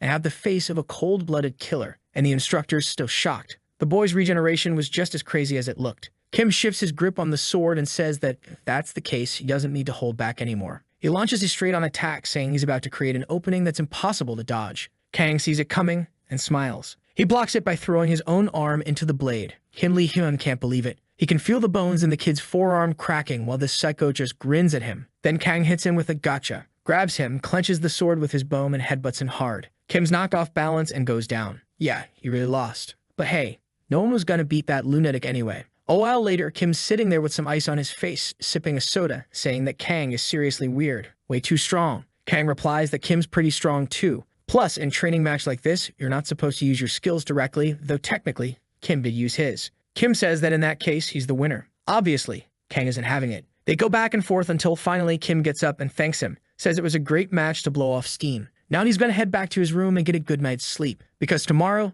it's dungeon day. And apparently there's a hooded figure already planning to cause trouble in the exact dungeon they're headed to. The guy turns invisible, opens the gate, and slips inside. Next day, here they are standing right in front of that same gate. The dungeon is being used as a training ground for the academy. That's what the instructor says. It's an F-rank zone called the Keka Forest. And surprise, the monsters here are called Keka Monsters, mid-tier F-rank creatures. This place was chosen because first, it doesn't have major traps, and the monsters follow a pretty standard pattern. Second, Keka monsters don't form groups, so you can fight them one at a time, which is way safer for beginners. The rest of the details would be explained inside. The gate opens and Kang's hyped. It's his first dungeon since coming back to the real world. He'd never actually walked through one of these gates before. Strangely, the feeling you get when crossing it is like floating. Your vision blurs for a second, and the moment your feet touch solid ground again, you open your eyes to a completely different place. Kang's just standing there, amazed by the island. He asks how they're supposed to get back. Of course, Dan Yu-sung immediately answers that this was all explained in class, and obviously our boy didn't listen to a single lesson.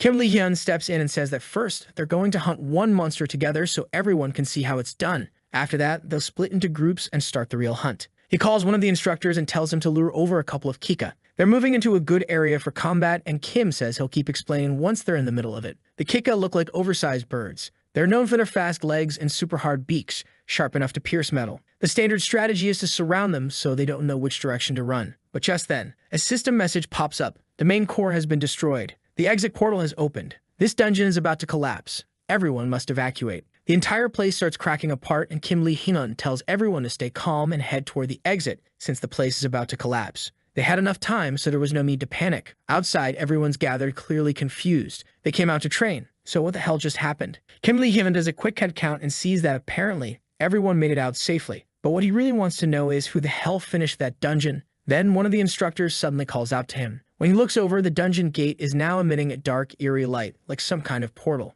The instructor's face changes instantly, and he immediately orders reinforcements and tells all the trainees to step away from the gate. It wasn't just a collapse. This was a gate break. Kang asks what that means, and the guy is already thanking God he's there. He tells him a whole horde of monsters is about to come pouring out, and they're going to need his help to handle it. Clearly, our boy is ridiculously uninformed. He didn't even know what a gate break was. Turns out, someone destroyed the main core without killing the monsters. So now all the creatures are getting forcibly ejected out of the dungeon. I'm explaining it for you here. Meanwhile, the instructor is asking Kang if he really didn't learn this in class. Kang goes, "Of course I did. I was just testing you to see if you knew." The instructor tells him to cut the crap, especially because the monsters are already here. Right then, the first Kika shows up. The instructor rushes in, telling Kang, "Good luck. Hope you can handle this, and runs off to prep the rest of the group. Now our boy's standing there staring at a horde of creatures. He's like, how the hell am I supposed to deal with all of this by myself? Still, he's grinning hyped up, yelling for them to come at him. That's when Damn Sung shows up, slamming his mace straight into the first one's skull. Thank God he's not drooling or blushing right now. Honestly,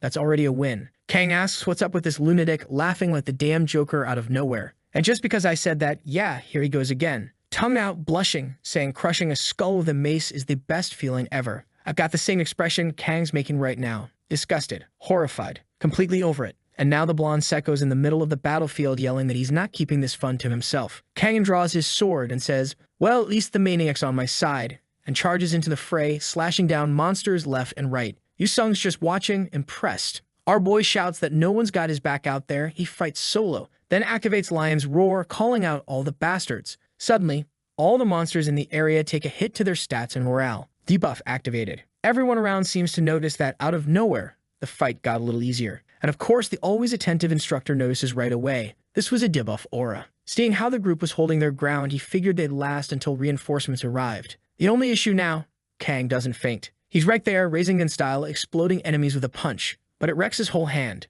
What the hell is this, he mutters. Guess it's usable, for someone like me. He's basically immortal, so it works for him. But for anyone else, this would be completely unviable. Sung instantly wants to know what that skill is and if Kang had access to something special in the tutorial. Kang just tells him it's a little secret. But right then, his expression changes. In the middle of all those monsters, a mutant Keika appears, clearly the dungeon boss. This was exactly what Hyun didn't want to happen. The boss showing up before support? Terrible timing. Even with Kang there, this wasn't going to be like fighting normal monsters. A boss fight was a whole other thing. He sees the two of them standing there, Kang and Sung, and he's sure they won't make it. But then he catches a look at their faces, and now Kang, for some ungodly reason, has started sticking his tongue out. Put that thing away, kid. The next chapter kicks off saying that tomorrow is Celebration Day. They finished everything. Someone brings up the dungeon incident, and Lee Hyun explains that it turns out someone had entered the gate before they went in, which triggered the break. Most likely, it was the work of those dungeon terrorists that had been popping up over the past month. Looks like it's a girl speaking now. Aside from our guy's sister, women are clearly in short supply in this world. She asks if any of the students stood out. Lee Hyun says yes, two weird ones. The two who worked together to take down the break boss. One of them had absolutely insane physical strength. His power and reflexes were on par with that monster. But the strangest thing about him was his regeneration. He was oddly aggressive and had zero fear of injury. On top of that, he never seemed to tire. His fighting style was completely unpredictable, which made him hard to deal with. He just didn't care about anything. The other student was the total opposite. More of the typical genius type, a standout with natural combat talent. Quick thinker, sharp reactions. The only issue was his unusual tendency toward violence. The woman says that, setting all that aside, it's rare to see him giving out so much praise. She asks if he already sent an offer to recruit them. He reminds her that recruiting students at this stage is strictly prohibited. She looks like she wants to complain, but he cuts her off, saying he's just following the rules, just like the guild leader herself. And that would be her, Han Seon, leader of the Dangan Guild. She's got that yander look in her eyes, and for some reason, she doesn't seem like the most mentally stable guild master out there. Then again, let's be real. No one in this story seems particularly sane. Cut to the graduation ceremony. Some old guy gives a speech congratulating them on the 10 days they spent training and becoming full-fledged hunters. That wraps up their official entry into the Hunter's Wall. Kang is surprised to see there's actually another person working here besides Kim Lee Hyun. As soon as he steps outside, he jumps because a damn butler shows up to let Sung know his car has arrived. And this lunatic drives a BMW, apparently covered in diamonds. Our boy is just standing there, shocked that this freak is actually rich. Sung casually tells him to hop in. He's giving him a ride home. Kang just goes with it and starts getting in, until someone suddenly calls out to him. It's Kim Lee Hyun, saying he wants to talk. Kang points at him like a little kid, saying he didn't know the guy could be this friendly. Kim explains that because they helped defeat the dungeon boss during the break, both of them would receive a reward. Someone would reach out to them soon, so he should keep that in mind. Kang seems a little disappointed. He thought the guy had more to say, but Kim just turns around and starts walking away. Kang yells after him, telling him to compliment him properly. So the blonde turns around and gives him that speech. He admits that Kang is strong, and that he's only going to keep getting stronger. He wouldn't be surprised if he started seeing his name pop up in dungeon reports all over the place soon. But he should never forget the responsibility that comes with strength. He was a true awakened now. And why the hell did he put that weird thing on his face? He's walking through the room, telling his sister to take a look at the kid. He's got serious potential. She obviously couldn't care less. He tells her to stop underestimating him because starting tomorrow, Kang was going to be clearing dungeon after dungeon. That's when Kang stops and wonders, How does he even find dungeons? Like, are they on Google Maps or something? His sister says there's apparently a site for awakened people called Raiders where you can see that kind of stuff. He grabs his phone saying he's never even heard of it. She must be some kind of expert. She's just there wondering how her brother keeps getting dumber by the day. At least when he used to just sit in his room playing games, he seemed a little smarter. But now, as he scrolls through the app, our boy sees info on maps, monsters, and team recruitment. He remembers the Cake of Forest was an F-ranked dungeon, and something like that he could easily handle solo. Maybe this was the perfect time to earn a fat paycheck and show off to his mom. On TV, they mentioned that the reward for clearing low-tier dungeons could go up to $20,000. And now there was this new hot item, Mana Stones. They were pulling serious attention and they came with bonus payouts. Basically, if you were a hunter, making money wasn't that hard. Cut to a familiar older guy, our boy's dad, calling out to his wife, asking if she talked to their son. She says yes. He transferred $10,000 for her to spend however she wanted. Apparently, he even bought a car last week. Looks like time has passed, huh? The dad's impressed. Finally, the kid's making more money than him. But the mom's still worried. She knows a lot of people get hurt, or worse, in this kind of work. She just hopes nothing bad happens to him. The dad says to let the kid live his life, better than being some unemployed adult sitting around. Besides, he heard that hunters go in groups, teams, even, so he's sure there's nothing to worry about. Their son wouldn't do anything reckless. He's probably got everything under control. Strangely enough, the mom agrees. She says he's always been a brilliant kid. Obviously, they haven't seen what their son's really become these past 18 chapters. He's in the dungeon, completely alone, slicing through everything, saying this is nothing, laughing like the Joker in a cave. Outside, his brand new car, a Bentley. He gets a call from his mom, but he's not picking up. The dad says it's whatever. They'll try it again in the morning. The mom says okay, but she did want to mention something, that weird gate that opened in front of the grocery store. The dad says not to worry. The government will send someone soon. She thinks maybe they should ask their son to come over with his team. The dad shuts that down quick. Definitely not a good idea. Meanwhile, guess what's happening? Yep, that dungeon gate. It's opening, and a whole swarm of orcs starts pouring out. And of course, the boss is right there with them. Back to our boy. Dawn is breaking, and he's just cleared another dungeon. He'd spent the whole night fighting. Now he's wondering if he should try one more. Maybe a rank E, or if that would be pushing it. He decides to take a break. Besides, he still doesn't know if resurrection actually works in real life. After all, he did die once. But the moment he opens his car and checks his phone, minus 36 missed calls from his sister. He calls her back asking what happened, and all he hears is a scream. She's shouting something about their mom and dad. We don't hear exactly what, but judging by his expression, it's bad. Really bad. On the news, they're saying the government is doing everything it can in response to the dungeon break. The Ministry of National Defense is assembling a task force to minimize casualties. The problem? Some civilians were still trapped inside the affected area. That's why they had to call in the Dangan Guild. At the same time, our boy gets home, throws on his armor, and heads out. His sister asks if he's really going to do this. He tells her not to worry. He's Kang Hyun, a tutorial graduate. She can relax. He'll handle everything. She tells him to be careful and stop acting like some hotshot trying to get attention. He just says, don't worry, and waves goodbye. Slams the door. Tells her he'll be back soon with their mom and dad. Then floors it down the highway, face serious, ready for war. On the way, the cops try to stop him, saying he can't go any farther and needs to turn around. He just flashes that shiny little ID card. He's a registered awakened now. And just like that, the beast rolls through. The guy told him to be careful, so Kang saluted and hit the gas. While speeding down the road, he mutters to himself that it looks like 5 gate breaks happened at the same time. Even rank E dungeons were starting to collapse now before and only been the F ranks. He just needed them to hold out until he got there. Problem was, he wasn't sure he'd make it in time. But then, out of nowhere, a mutant boar comes crashing in, slams into a nearby car and sends it flying. What the hell? Kang walks out of the wreck like it's nothing, pulls out his sword, and tells the bastard to come at him, because today's the day he gets his revenge. But then the creature snorts and Kang realizes it's way bigger than any monster he's ever seen before. Right then, though, he hears shouting coming from the end of the street. He glances over. Goblin horde. He wonders if he murdered the Goblin King in a past life, because these damn things show up every time. So he turns and starts running, saying there's a saying, the best revenge is forgiveness. Of course, the boar charges after him, but weirdly, the goblins start shooting it with arrows. Kang cheers, if these bastards want to fight, let them fight each other. That he expected. Apparently, these monster races are aggressive toward one another. Problem is, it's getting dark. Wait, how long has he been in this forest? He left the dungeon in the morning, which means he's been out here for hours. His battery's dying. He can't use his flashlight, and it's getting harder and harder to find the right path. Then, once again, he senses something approaching from behind. What now? He spins, swings his sword, and slices through a wolf. Thank God it was just a wolf. Though honestly, if it had been a person, they'd be dead. He realizes it attacked him invisible, and the only reason he landed the hit was pure instinct. Then he feels more movement coming from the sides. He's surrounded again. Let the boy save his parents.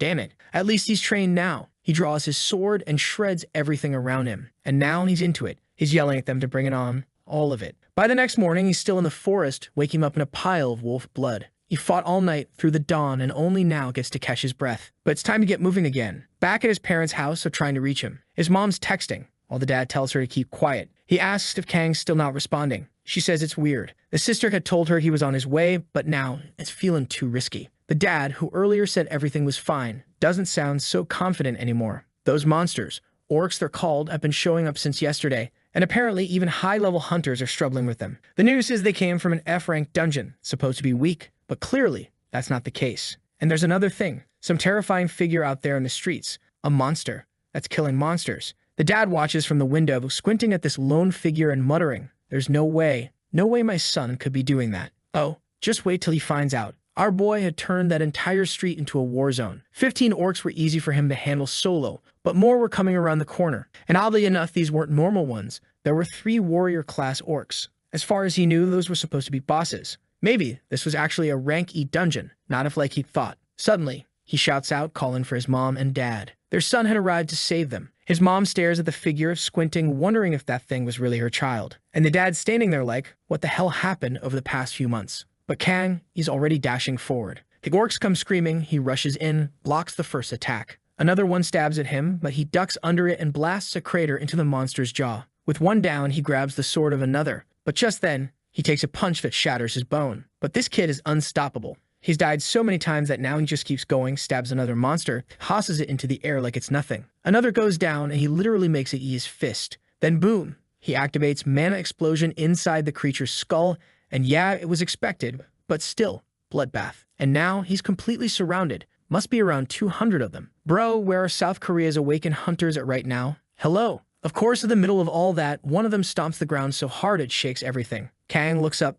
and damn, that thing is huge. A great orc warrior, well, at least the name fits. Our boy immediately knows. That's the leader of the pack, and he's ugly. Kang wanted to save his mana for regeneration, but it's time to pull out Titan strength. His muscles tighten, he inhales deep, and then he roars. Lion's roar, activated. He calls all the bastards to come at him, and then promptly gets decked in the face and falls over like a damn idiot. Apparently, they surrounded him like a Fight Club circle, pushing him into a one-on-one. He realizes these monsters are actually toying with him. They're taking turns, punch to the face, kick to the gut, smash to the floor. Worst part, his mana's out. His body isn't regenerating anymore. And he's still not entirely sure if he'll actually resurrect in real life. But he's not in the mood to find out. So he stands up, no teeth in his mouth, blood everywhere, and roars back. "I'm not leaving my family here." He charges again, but then he spots them. Goblins climbing toward his parents' window. He freezes for a second and screams, "Don't you dare go yoop there." He sprints over, but they grab his back. He slashes another down. But the biggest orc slams his head straight into the ground. His vision fades. He mutters he can't die here. And then, the golden slash tears through the monster. Someone arrived, and she's badass. It's our new guild leader, Han-Seon everyone. And she's brutal and beautiful. She turns around and someone reports that their team just secured the safe zone. She asks about the civilians and the guy says most have been evacuated. She's a bit shaken. The damage is worse than expected. But at least someone managed to gather the orcs in one place and make the job easier. She then asks, "Where's the guy who was holding them back until we arrived?" The guy replies, "Unfortunately, he didn't make it." She nods and says, "I understand. Don't toss any bodies away. Treat him with respect. He's a hero." Then she glances down, and the body's gone. Cut to Kang opens his eyes. Where? We don't know. Chapter ends. Next chapter, there he is, our boy, lying under the same tree he last slept at. Resurrection activated. He barely escaped the crisis. Because he hadn't set a location, he respawned in the last place he'd rested. But now, for the next 24 hours, he's at 50% strength, and he lost 1 level, meaning 1 attribute point gone. Immediately, his memory flashes back to the goblin near his parents' window. It's been 24 hours. He grabs his sword and runs, saying he has to find out what happened, or at least kill those monsters. Problem is, his body feels heavy as hell. That's the cost of resurrection. After 5 hours of running with that exhausted body, he arrives, only to find his parents' house abandoned and empty. He's devastated. He turns around and starts heading home. On the way, he runs into a group of soldiers. He asks to borrow a phone. When he finally calls him, he finds out his father lost an arm. His mother is in a coma. And then, 2 months pass. On the news, they announce that Han-Seon, the leader of the Dangan Guild, has entered yet another dungeon. This one, rank C. At the exact same time, Kang is seen heading out. His sister asks if he's really going into another dungeon. He says, yeah, he's going again. His sister tells him to be more careful. It feels like he's died 3 times just this week. While she's trying to say that what happened wasn't his fault, he just closes the door behind him and heads down the stairs. She opens the door and just stands there, staring at her brother, not even knowing what to say anymore. Meanwhile, in the dungeon known as Antria, a blonde dude is slicing through giant ants and leveling up fast. The others in his group congratulate him, saying he levels like crazy. Not surprising, he's the strongest one in the party. But this guy, he's smug, thinking to himself how these fools have no clue he's part of the elite, someone who made it to stage 5, unlike all these losers. Still, he plays friendly, turns around with a smile and says, it's all thanks to you guys. Couldn't have done it without such an amazing team. Yeah, real piece of work. That's when they all hear something weird. They look to the side, and it's Kang, sword half broken, sprinting like a madman. They're all like, is this lunatic charging into the dungeon alone? He blows past them. The blonde calls out, saying that way leads to the core. It's suicide. Kang doesn't even respond. Now the group's debating, do they follow him? Do they head back? Their leader says they'll follow for now. If anything starts going south, they pull out immediately and leave the guy to his fate. Back with Kang, he's already surrounded by a swarm of Antria soldiers. Basically, giant armored ants. He activates a skill called Wayne's Secret Technique, an E-rank ability that boosts all attributes by 40% except mana. But the downside, it physically destroys the body over time. Classic berserker stuff, right? The ants all swarm him, but Kang's smiling like a maniac, slashing everything in sight. Within seconds, it's just a pile of bodies. The group in the back is completely stunned. Kang walks toward the core, commenting that this newly acquired skill pairs perfectly with his regeneration. Turns out, not long ago, he upgraded his recovery to rank A. Then someone calls out. It's the blonde guy asking if he's okay. Kang just replies, yeah, and keeps walking. Doesn't say anything else, just grabs the core and says, later, and walks off. The team finds it odd. He hadn't taken any of the loot from the monsters. They all go collecting, figuring he's just some dumbass who doesn't understand money. But Kang's walking off, mumbling to himself that he doesn't have time to care about stuff like that. What he needs is strength. He leaves and the group's still standing there, confused, trying to figure out who that madman even was. The blonde just shrugs, says he doesn't care, it got rich thanks to him, and that's good enough. As they're leaving, the bald guy speaks up. Maybe that's him, that guy they talk about, the one who raids dungeons alone. The blonde scoffs. No way, that's just a rumor. And this is a rank E dungeon, not some F-level walkthrough. No one solos this kind of thing, not even Han Saiyan, and she's the strongest around right now. But right then, system message. The core has been removed. The portal is now open. Of course, Kang had already cleared the whole place. Now he's sitting on top of a giant ant corpse, flipping through a book he found. Integument of Antria, an F-rank skill book that teaches how to use the integument, a kind of hardened outer skin. Basically, body armor mode. Honestly, it's like turning your whole body into Viagra. But Kang's problem is that juggling all these constantly active skills is getting rough. Adding another one that has to stay on? Kind of pointless. More and more abilities weren't making him better, they were just overloading him. Just like Bill Gaines' sword and the berserker ability, this one was kind of a waste on someone who already had insane regeneration. Especially since the last time he went berserk, he completely lost control and nearly got himself killed. But now wasn't the time for regrets. The only thing he could do was become stronger, no matter the cost. With no better options, he just goes ahead and learns the skill. Outside the dungeon, a couple of reporters are gathered, talking about the rumors of a man who clears dungeons all by himself, and word was, he had entered this one today. The blonde guy tells them it's not anyone from his group, and then he points. The monster was coming out. Kang steps through the gate in full lazy swagger mode, one hand on his neck, glaring like he didn't get enough sleep. He clearly didn't want any attention, but boom, he's instantly swarmed by reporters, cameras, questions flying from every angle, business cards being shoved in his face. He's just walking through the chaos when he bumps into some guy. The dude asks, hey, what was that for? Kang just stares him down and says, what are you gonna do about it? The guy immediately freaks out and apologizes. And just like that, our boy walks away, leaving everyone with the sinking feeling that if they even breathe wrong, they die on the spot. He reaches his car, opens the door, muttering how these people are wasting his time for absolutely nothing. Then, someone calls his name. He turns around. Another one. The guy calmly says, relax, I'm here to help you. He hands over a card. The name reads Sun Yun Ho from the Awakened Association. The guy tells Kang they've been watching him for a while, and if he ever wanted to join, he'd get access to all their resources. No need to answer now. Just call anytime. He gives a polite thank you and disappears before Kang can even say a word. The Awakened Association, they're different from the guilds. They're not all about money. They focus on scouting talent and national defense. Kang didn't even know they recruited like that. And honestly, watching him eat that cup ramen just made me crave it too. While he's sitting there munching, a woman tells her daughter not to get close, says that man is a monster. But Kang's deep in thought. His biggest issue right now is mana. Maintaining regeneration, Wayne's technique, and berserker mode all at once was becoming impossible. He had to keep rotating between them, and it was starting to get inefficient. After digging around online, he knows what he needs, an item that restores mana. He checks the market to browse the listings, but finds nothing that's actually useful. Looks like he can only equip 4 items with active effects, no matter what type they are. And he's not looking for some weak little item that adds +1 or +2 to his stats. He needs something good, something that will last. That's when he spots a post minus 128 views from someone claiming to have info about a dungeon that drops a ring that boosts magic power.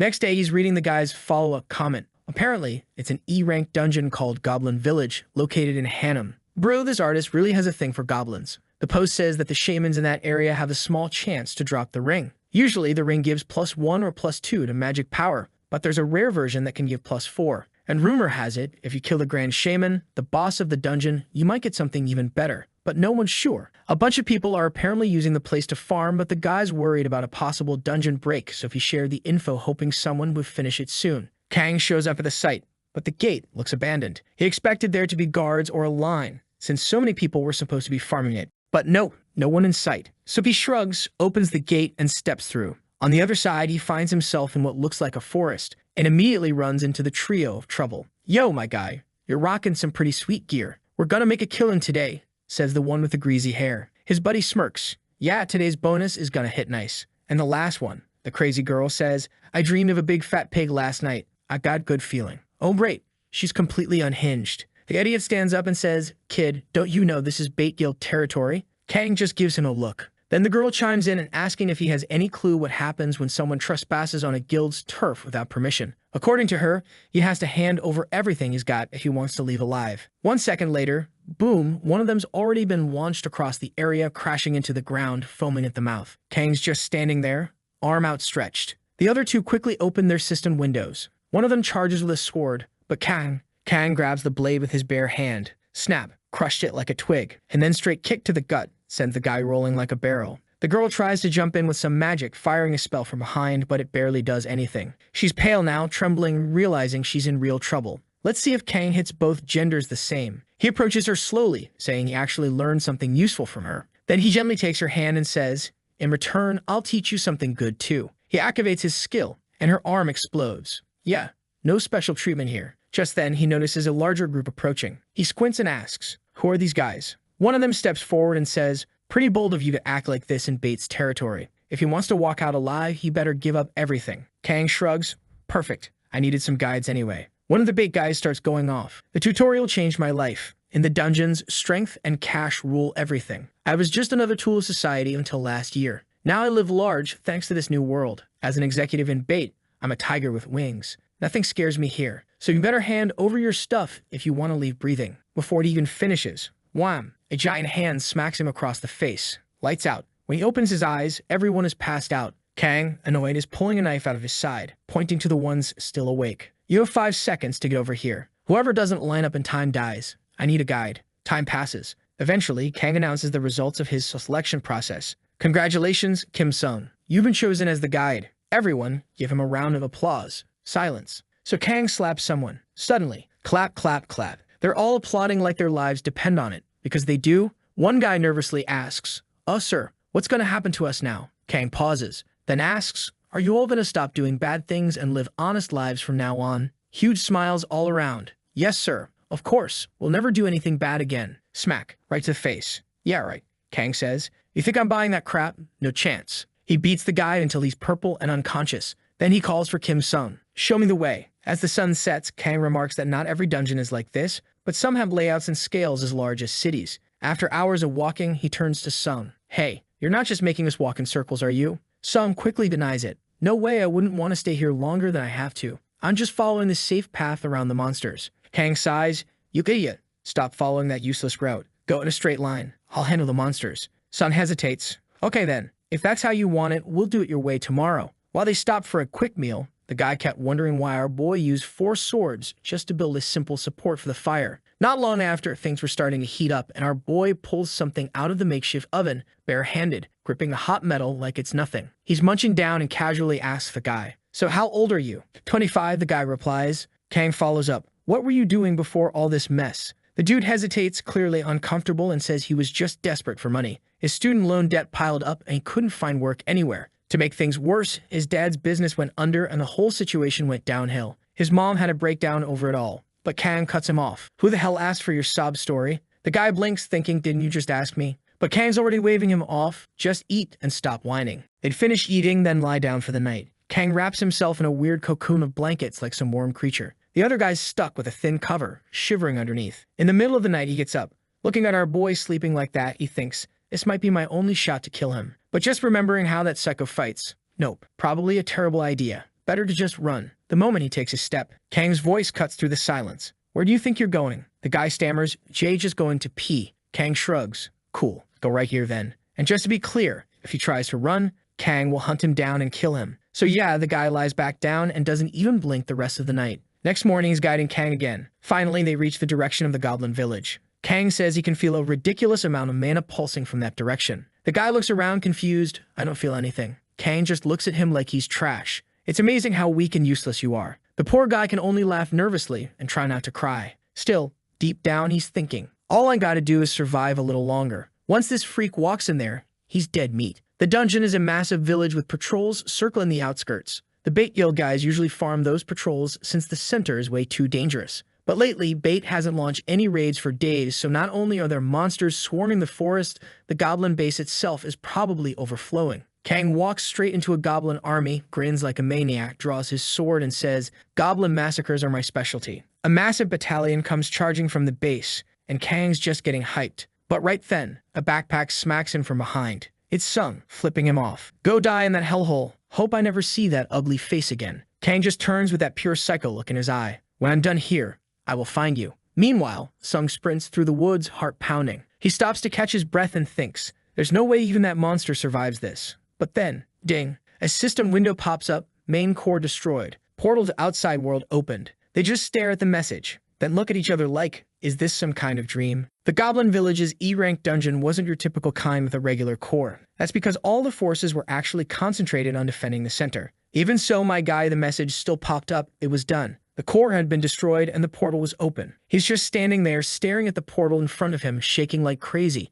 That bastard actually handled the whole thing on his own. But he has no idea how anyone could possibly pull that off alone against that ridiculous number of enemies. He saw the kid's strength, and even though the kid was strong, it just didn't seem like enough. Kang chimes in, saying the guy doesn't have the firepower to wipe everything out. Sure, he's powerful, but that's not the point of this mission, my dude. What really matters here is absolute defense. The kid's pushing forward, torn up and full of cuts, but somehow he's healing as he goes, just marching straight ahead. The only way he could have done it that fast is by heading directly in a straight line toward the High Shaman. And Kim Sung, that guy's freaking out now, realizing that bastard didn't just survive, he pushed through all of it without even blinking. Right in front of the boss, Hyun says the answer is always the same. Brute strength solves everything, and he goes straight for the boss's mouth with his hand. I mean, his hand goes to the boss's mouth, not his mouth to the boss's hand. Anyway, the High Shaman dies, he scores a shiny little stone and a +0 ring. It boosts mana regeneration and gives him +4 to magic power. The little rascal's already loading up his fingers with rings, looking all excited. Now it's time to take down that bastard Kim Sung. But as soon as he steps out of the portal, a little squad's waiting for him outside. First thing he does is ask the air bandit what the hell the whole squad's doing there. Obviously, he's already got a pretty good idea. He starts scanning the crowd and yup, spots the big shot right there among them. And just like that, our boy perks up, clearly itching to crack someone in the skull. But suddenly, someone steps forward with a smile, saying there's been a little misunderstanding. The guy walks up and says they're not here to fight, just want to have a quick chat. He thinks the guild members made a mistake, but he's here now, Yoon Hyun from the Bait Guild, and he wants to know the kid's name. Kang, though, isn't interested in sharing. He tells them to cut the crap and just say what they came for. So Hyun goes straight to the point. They want the kid to join the Bait Guild, a place where fame and fortune would be within his reach. They'd even give him an executive title. Hyun's standing there all smug, fully aware the kid's a rare talent, a hidden gem. Having someone like him on their side would be perfect to boost the guild's influence. But of course, Kang just flat out says he's not interested. Hyun reaches into his pocket like he expected that and pulls out a gold card, telling him to reach out whenever he changes his mind. The kid gives it a glance, tears it in half, and drops it right on the ground. Says that sure, his personality might be trash, but even he wouldn't stoop down to their level. Everyone's frozen, and he steps right up to the guy's face, asking if he's pissed and looking to start a fight. But Hyun just says no, it's all good. He just wanted to talk today, that's all. No fighting here. Our boy walks off, calling them a bunch of cowards. Cool to even muster the guts to pick a fight, those pathetic losers. And Kim Sung, he's standing there like, that lunatic's completely out of his damn mind. Seems like it really shook him up, but we cut back to our guy saying he almost got wrecked that time. There were over 100 enemies in front of him and he was pretty much out of mana. If they had gone for real, he probably would have died and lost 48 hours of his life. And to top it off, he missed his chance to finish off that bastard Sung. But don't worry, his time's coming. Back at the bait guild, the bruised guy says it was Sung himself who suggested he'd serve the kid and help guide him through the forest and everything else. Yui even asks if that's true. Sung tries to backpedal, but one of the guys has already pulled out a sword. The poor guy starts begging for mercy, swearing he'll do anything if they just don't kill him. The guy asks if he really means anything, and when he nods, the other one snaps, demanding how a cursed traitor like him can still want to live. He grabs him, kicks him hard, and sends him flying. Actually, not just into the water, he gets thrown straight into the dungeon, and they slam the gate shut behind him. What the hell was that? Oh, right, for some reason my brain keeps assuming everyone comes back to life in this world, but the only one who actually does is the protagonist. So yeah, that guy really died. And just like that, you stole our boy's chance at revenge. Bastard. The leader tells someone to pick up the guy's sword and dig up everything they can on the one who is in the dungeon. And of course, someone's already tailing our boy's car. Not shady at all. Meanwhile, the leader's talking about how that brat had the guts to turn down his offer. He can act all high and mighty if he wants. He is powerful. But what about the people around him? Are they that strong too? If they can't control the kid, they just need to get to one of his weak points. Let's see how long he keeps up that cocky attitude. Oh no, don't go down that path, or you'll turn him into something even worse. At a cozy little Korean restaurant, our boy is eating with his sister. She says she never thought her lazy brother, who used to stay locked in his room all day, would actually take her out for something nice. He tells her of course he's going to spend his money here. Nothing in life is more important than food. She asks him to pass the tongs and he changes the subject, asking how things went at the hospital. How's their mom doing? She explains the doctor said their mom seems stable and should be waking up soon. He smiles, saying that's great news. She says she's genuinely surprised. It's been a while since she's seen him this relaxed. Lately, he always seems angry or on edge. He says he's been smiling, but she tells him that creepy grin of his obviously doesn't count. Suddenly, though, he clutches his stomach and says he needs to use the bathroom. And I've got this bad feeling when he gets back, she might be gone and things might spiral out of control. So he heads to the bathroom, washes his hands, dries them, and walks back out only to see a guy sitting there talking to her. He asks who it is, and the guy turns around and bows. Kang hasn't picked up on it yet. He thinks the guy's just trying to hit on his sister. But she says something about it felt strange because the guy seemed to know who he was. Our boy's confused and she hands him a slip of paper saying the guy asked her to pass it along. He takes a look already suspicious. If the guy knew who he was, why did he walk away the second he saw him? But then his expression changes. The message is short, just a casual hello from the Bait Guild's leader along the phone number. But the message couldn't have been clearer. Back home, they're walking in when his sister mentions she forgot to grab some beer. She wants to head out and buy some, but of course he says no. He'll go. She should stay put. At first, I thought he was heading out for revenge, but nope, he really just went to pick up the beer. Still, on the way, his thoughts are racing, wondering what those bastards are planning. No way in hell they're trying to get close to his family. Maybe he should stop spending so much time in dungeons and stay home more often. Whatever their plan is, this one feels like the worst of all. Just then, his phone buzzes. It's a message from his dad. When he answers, his dad asks if he's at home. He tells him no, he's out. And that's when his dad tells him their mom just woke up. Our boy immediately wants to know how she's doing and breathes a huge sigh of relief knowing she's getting better. Then his dad adds one more thing, says a friend stopped by earlier. Now he's confused. What friend? And then his dad says it was that childhood buddy of his, Yui Hyun from the Bait Guild, who even asked to say hi and mentioned he lived nearby. Yeah, that shut our boy right up. His dad keeps calling out to him, but his face just freezes, his whole expression tightening up. Next day at the Talented Association, two girls are arriving, chatting about something when someone walks by and greets them with a good morning. They turn to the side and call out Miss Shin Sung-ha. Now that girl,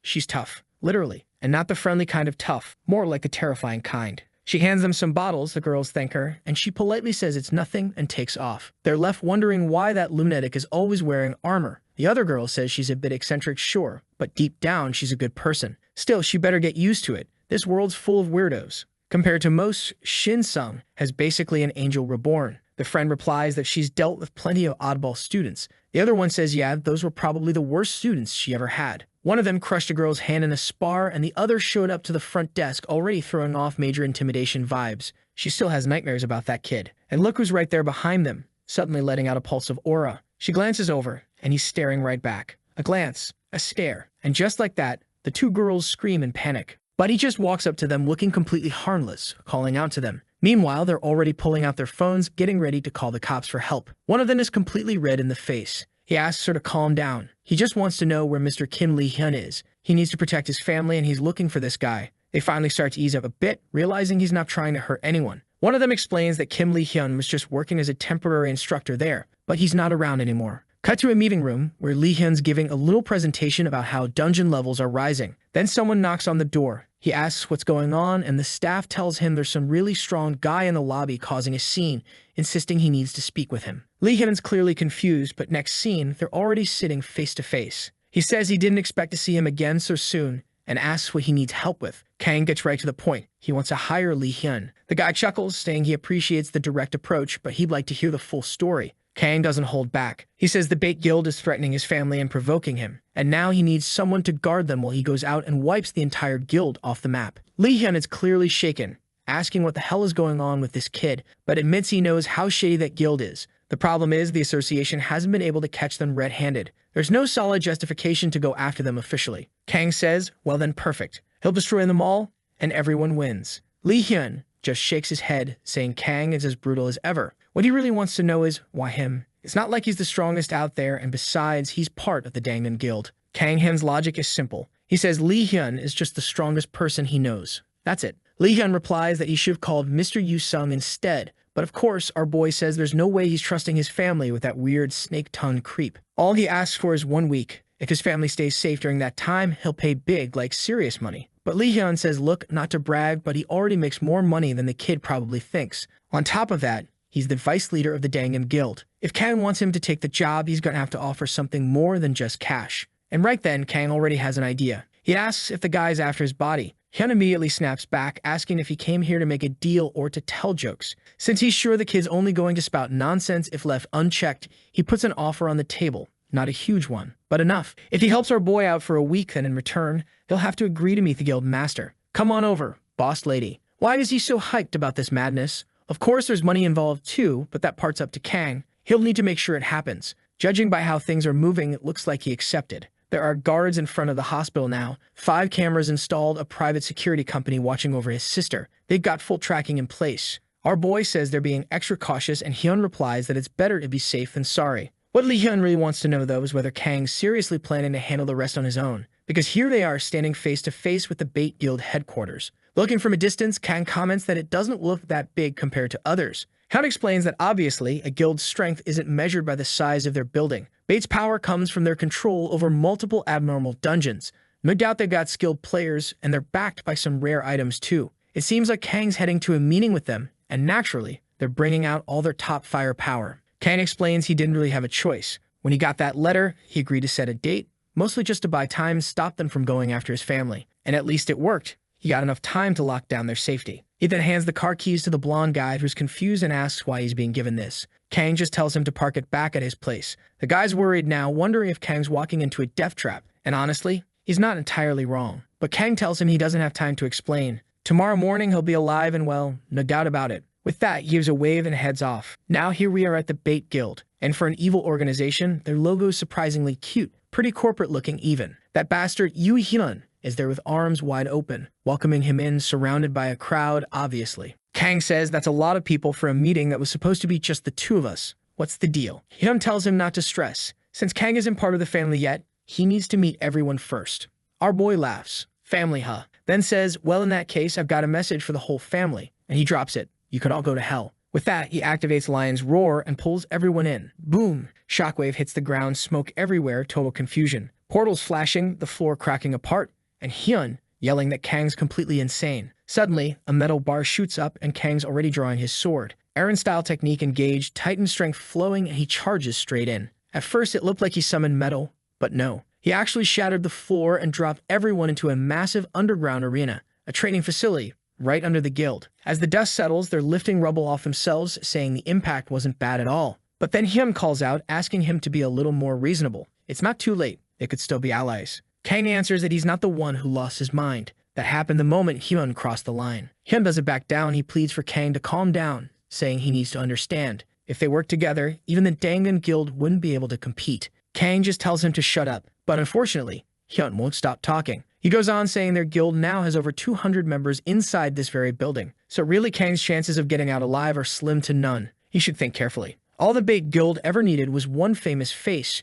Just one person strong enough to be the front line. someone to carry the name and reputation of the whole organization. Right in the middle of the speech, Kang spits in his face and says he sounds like a kid giving a class presentation. He should leave the world of guilds behind and go be a YouTuber instead. The guy wipes his face and just stares at him. Then he starts trembling and says he knew it. A broke, miserable nobody like Kang would never understand the ambition behind a great guild like Bait. But look at Kang's expression. He's laughing right in the guy's face. He asks if everyone up top heard that the guy just called him a commoner. Kind of a weird word choice for someone in the 21st century. The idiot probably thinks he's some kind of aristocrat. Kang's practically on the verge of exploding. And with that, he tells everyone to attack. He wants to see how long Kang can keep running his mouth once things get serious. Suddenly, the whole room lights up with spells. Man restriction, mental corruption, void magic, confusion. Every kind of ability you can think of, every color flashing in all directions. But Kang Han, he just activates Lion's Roar again. Most of the debuffs are instantly purged, and the few that still land,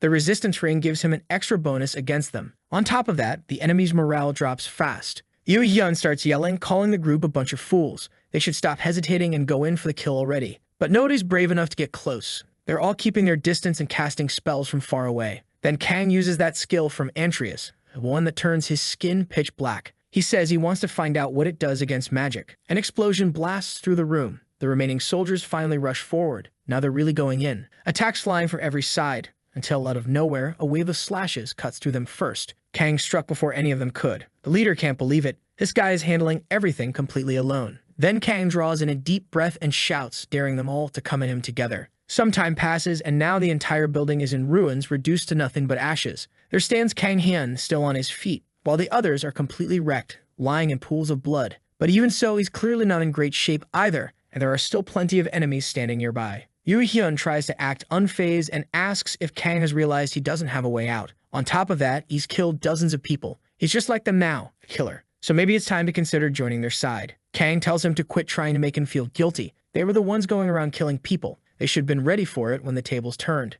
Kun growls that Kang sure is keeping his cool for someone who's about to die. He might be acting confident, but even he must know how drained he is by now. Suddenly, steel bars shoot up from the floor and trap him in place. But Kang says that's not what's happening here. Still, in that exact moment, maybe it is, because he gets stabbed from behind right through the back. As he lies there dying, he thinks that at least he held out long enough. Maybe that was enough. Hyun walks over, praising the Vice Master, but says he'll be the one to land the final blow. He wants to handle it personally. The leader's thoughts are racing. He can't believe this kid is still alive after all those wounds. He's so good that he'd trade the entire guild just to have someone like him on the team. But he walks closer and says the worst thing is a beast that's completely out of control. He asks Kang if he's got any last words. Kang smiles and says from now on, every bowl of soup you eat is going to have a hair in it. Maybe that's some kind of Korean curse or insult. The leader mutters that this guy is seriously going to keep up the tough act until the very end. He puts his hand on Kang's face, and that's it. Cooked. Damn, that death was brutal. Stabbed, set on fire.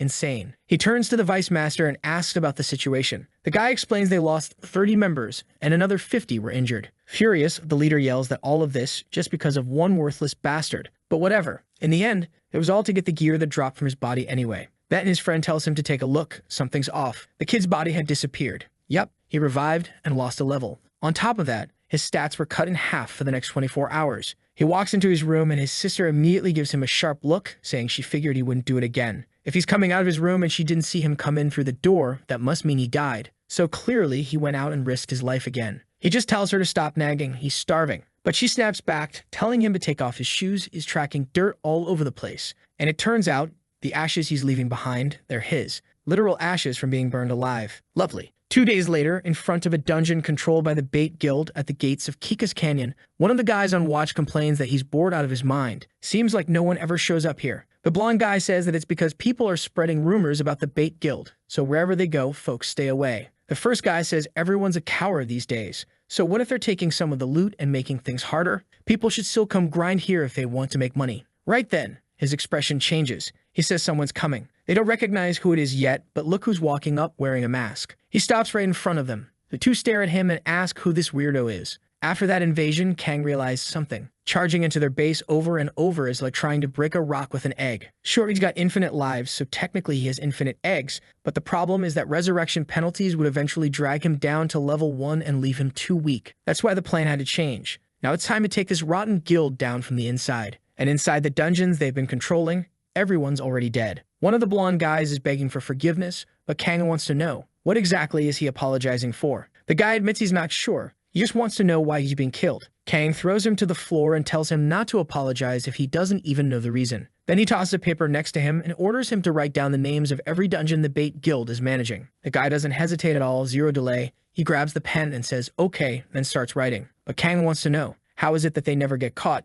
Even though they killed so many people? Even if they were careful, something should have leaked out eventually. Are they pretending to be authorities? Do they have someone planted on the inside? What kind of ability are they using? The blonde guy says he's heard something about the police, but doesn't know the full story. It sounds like it has something to do with dungeons that don't have cameras or patrol units that kind of look the other way. He finishes writing the full list and hands it over to Kang. Kang skims through it and says, "You're pretty talented, huh?" Then he places his hand on the guy's face, activates a skill, and blows his head up. That also made sure his identity wouldn't be exposed. The members of the Bait Guild had no idea, but someone even worse was on the way. And sure enough, the newspaper would report that the monster had escaped, and a disaster had struck a well-known guild. Well, not really. The guild leader had to use that excuse so the world could make sense of what happened at their base. The issue is, he was saving that excuse for later, and now he's pissed that he had to waste it. Right at that moment, someone opens the door and says they got a problem, but gets nailed in the forehead. Actually, it was Ashes. The guy took a blast of hot ash to the face.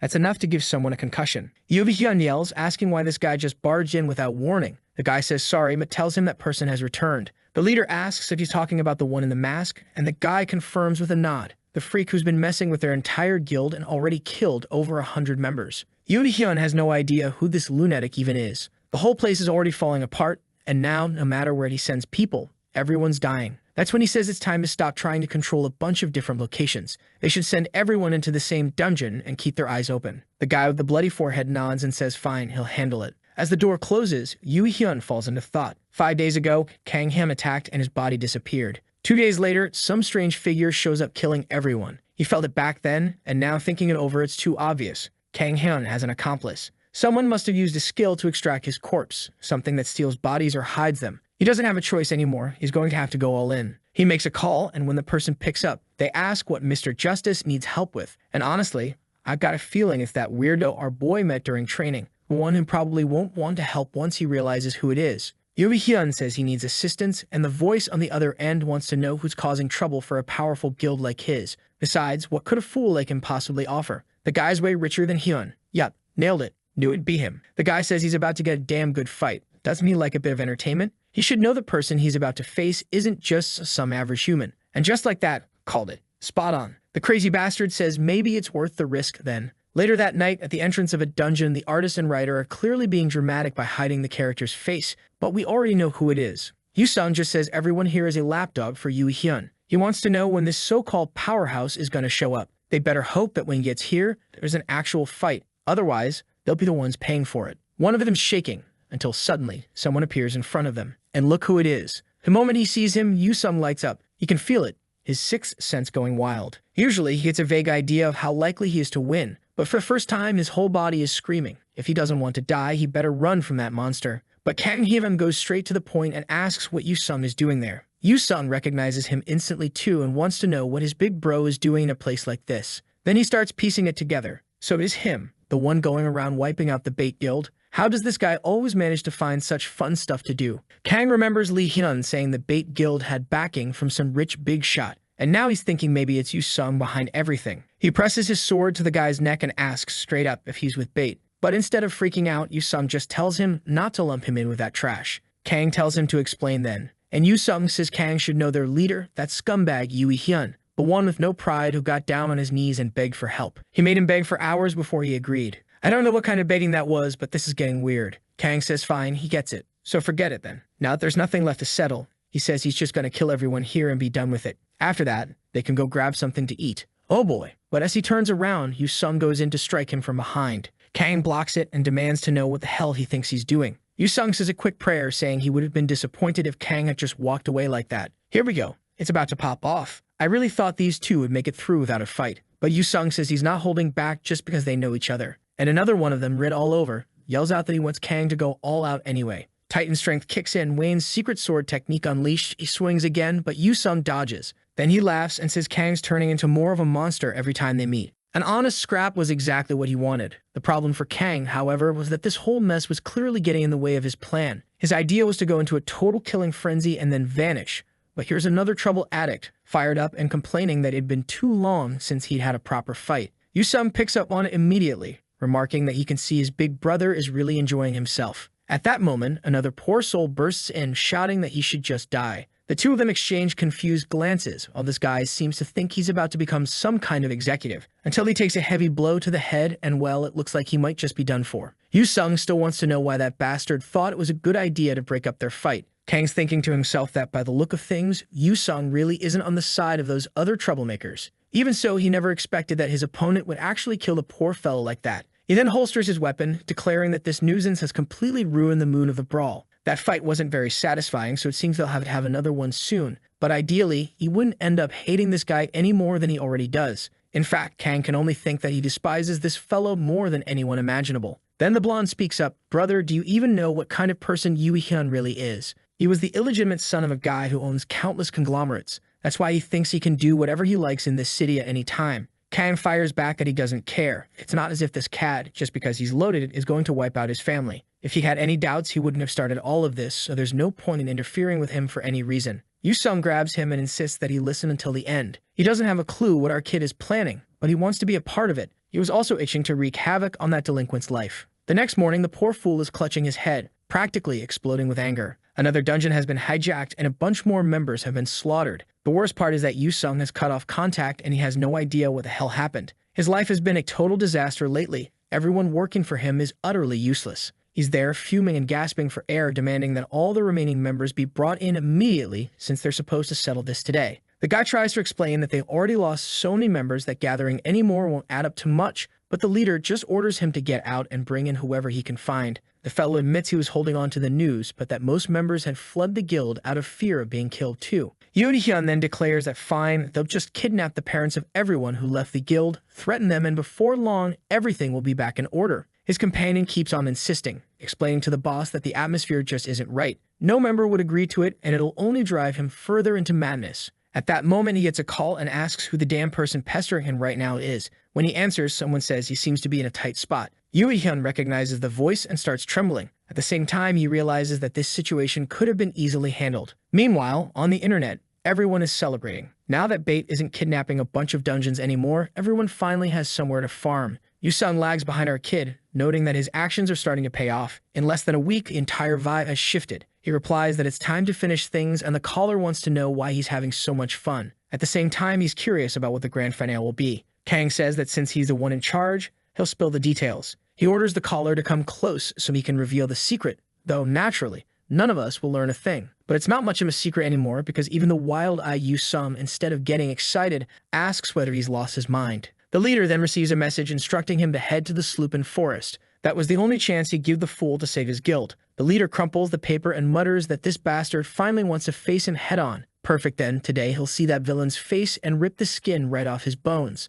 All the guild members are gathered there, though everyone's feeling uneasy, remarking that they really didn't want to be there in the first place. This whole thing was looking more and more like a trap, and even with everyone there, they didn't exactly have numbers on their side. Looking at the few people left, the leader couldn't believe he was about to deal with something this serious using such a pathetic crew. It would have been perfect, easy even, if he could just get that bastard to cooperate. We flash back to that earlier call, the one where the person told him it looked like he was in trouble. The blonde in the chair speaks up, asking if he still needs help with the current situation. Yoon-hyun smiles. This was the perfect opportunity. Since he couldn't count on that traitor Yusung anymore, if this person agreed to help, he was sure everything would be handled. So he responds, saying the timing couldn't be better. If this guy helped clean up the mess, he'd get a wonderful reward, and even his father would support him. But the person on the other end just says that clearly Yoo-hyun still doesn't know his place. And since that's the case, he's changed his mind. He's not getting involved in this mess. The leader's left dumbfounded, unable to understand why the guy suddenly bailed like that. Goodbye. Crushing the paper in his hand, he mutters that this is just another arrogant brat acting like a child. But fine, he'd deal with that one later. For now, he was going to crush this insolent freak and then slowly take revenge on every last one of them. Scenes shift to another part of the city. That same person from the call is speaking, saying it's finally happened. All the remaining Bait members were gathered in one spot. The tattooed guy next to him asks if they're still technically allies, at least publicly, and if Mr. Choi Min-jun isn't planning to send some support. Koi tells him not to worry. There's nothing to gain from helping trash like that. His friend tries to argue, saying that President Zhang wouldn't be pleased about this. But then, bam, another blonde gives him a hard look and smacks him right in the mouth. Damn, it's like watching a live football match. He grabs him, lifts him into the air, and tells him he better quit being scared of that damn old man. The poor guy's gasping for air, begging, "I'm gonna die. Let me go." Choi finally drops him on the couch, and the guy collapses, coughing his lungs out. Choi Min-jun turns to leave, saying to just keep doing what they always do and find someone else to back. Cut to the infamous Sloopin' Forest, a rank D dungeon. Apparently, it's already been 6 minutes past the scheduled meeting time and the guy hasn't shown. The leader's getting suspicious. There's no way that bastard set up a fake meeting just to make them all come out here like fools. But then the spear-wielding guy tells him to look. Smoke was rolling in from the trees. Of course, it's Kang bringing every single mob from the dungeon along with him. The second Yoo Hyun sees him, he recognizes the bastard. For a moment, he wonders if maybe it's a twin brother or something, but then quickly decides no. There's no way there could be two freaks like that in the world. And from far off, our boy calls out, saying he missed him and hopes he's been doing well. Oh, and you brought a little gift too. A cute little wolf pup. The whole group's blushing at the sight, but you can tell there's definitely something more going on here. Kang tells them to go ahead and take the gift. Someone drops their spear, and another guy, totally smitten, says he won't let the little thing get hurt. He picks it up with both arms like it's a baby, giving it a soft look, saying he just saved this precious thing. The rest of the members are blushing too, while the leader's losing his mind, trying to figure out why these idiots are acting like this. Then it hits him. Kang must have kidnapped all the wolf cubs from the dungeon, and now the furious adult wolves were chasing him down. Kang casually tosses out a whole bag of them, saying they're gifts for everyone. The guild members are practically crying, yelling that it's raining cuteness from the sky. But right in the middle of the chaos, Kang flashes forward,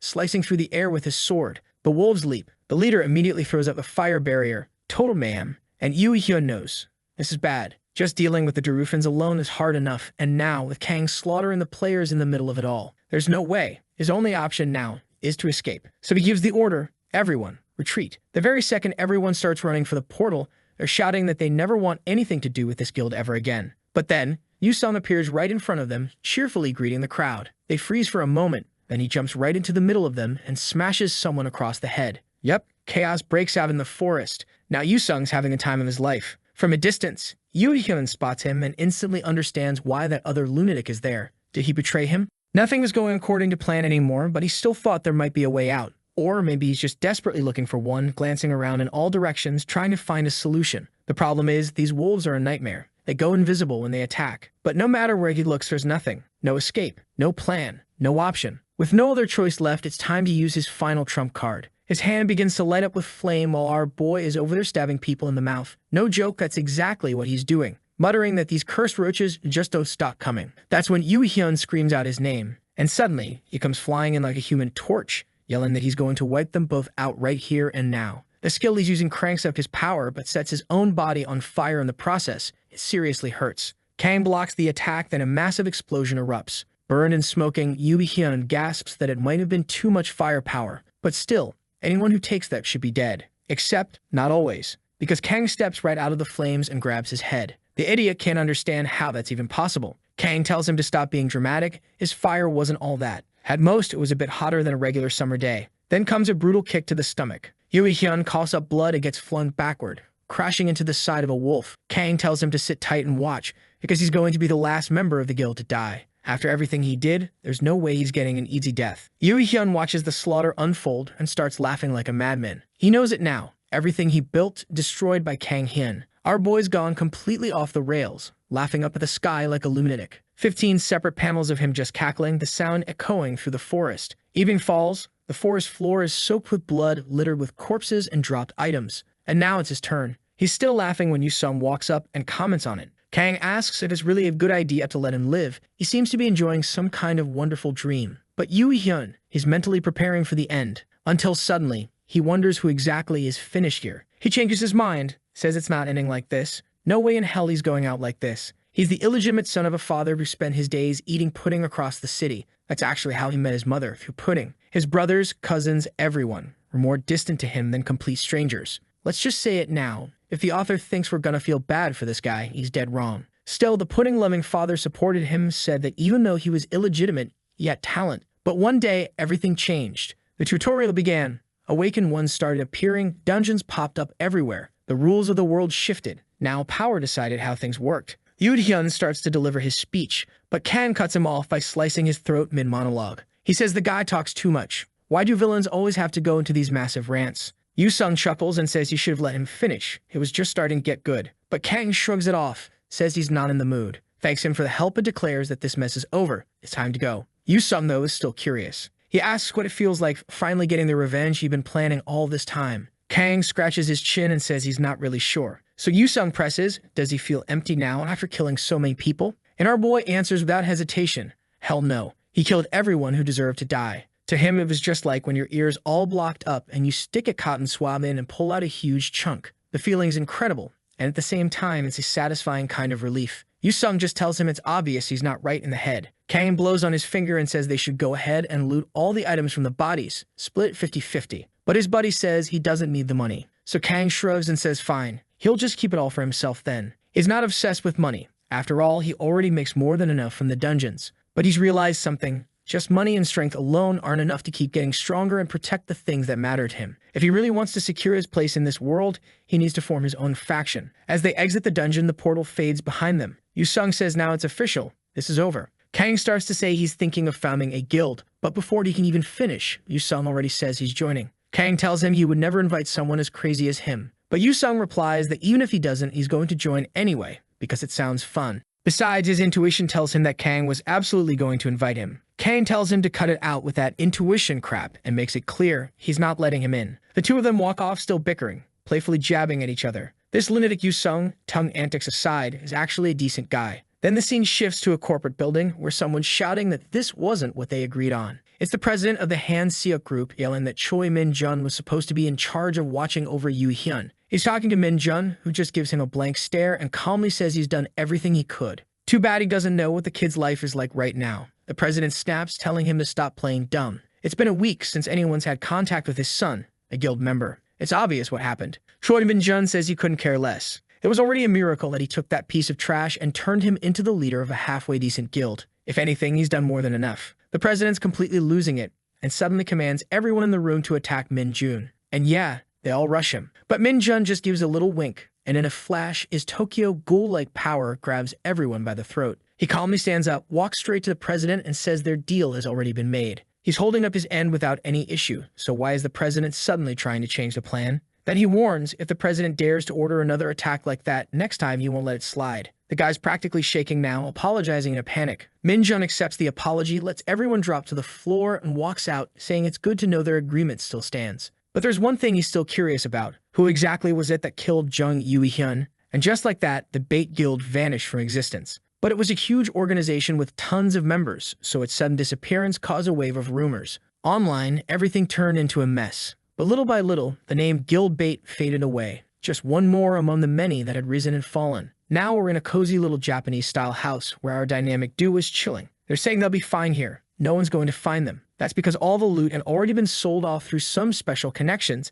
and now they're just taking it easy. Yu-sung says everything worked out perfectly, so why does Kang look so bummed? Kang says it's because he earned a title that makes no sense. Relentless Homewrecker. It's a title only given to someone who shattered the lives and hopes of countless families without mercy. +2 strength, increased hostility from the Rufins, and causes instinctive fear in almost everyone nearby. And now that he's thinking about it, he realizes when he brought those little cubs he stole from the wolves. In the end, the wolves died, didn't they? So yeah, he really did kill all those little creatures. And the worst part, even unequipped, that title still applies at half strength, which means now he's even scarier than before. He slams his hand on the table, saying it was already hard enough to live looking the way he does. Yu-sung tells him to calm down. Nobody liked him before and nobody's gonna like him now, so what's really changed? Right then he gets a call from Mr. Lee Hyun of the Dangan Guild, who wastes no time and immediately asks if he remembers the promise they made. Kang has absolutely no clue what he's talking about. Hyun says he figured as much, but now the orders come in. It's time to meet the guild master, and he better show up as soon as possible. We jump to the Dangan Guild 12th floor.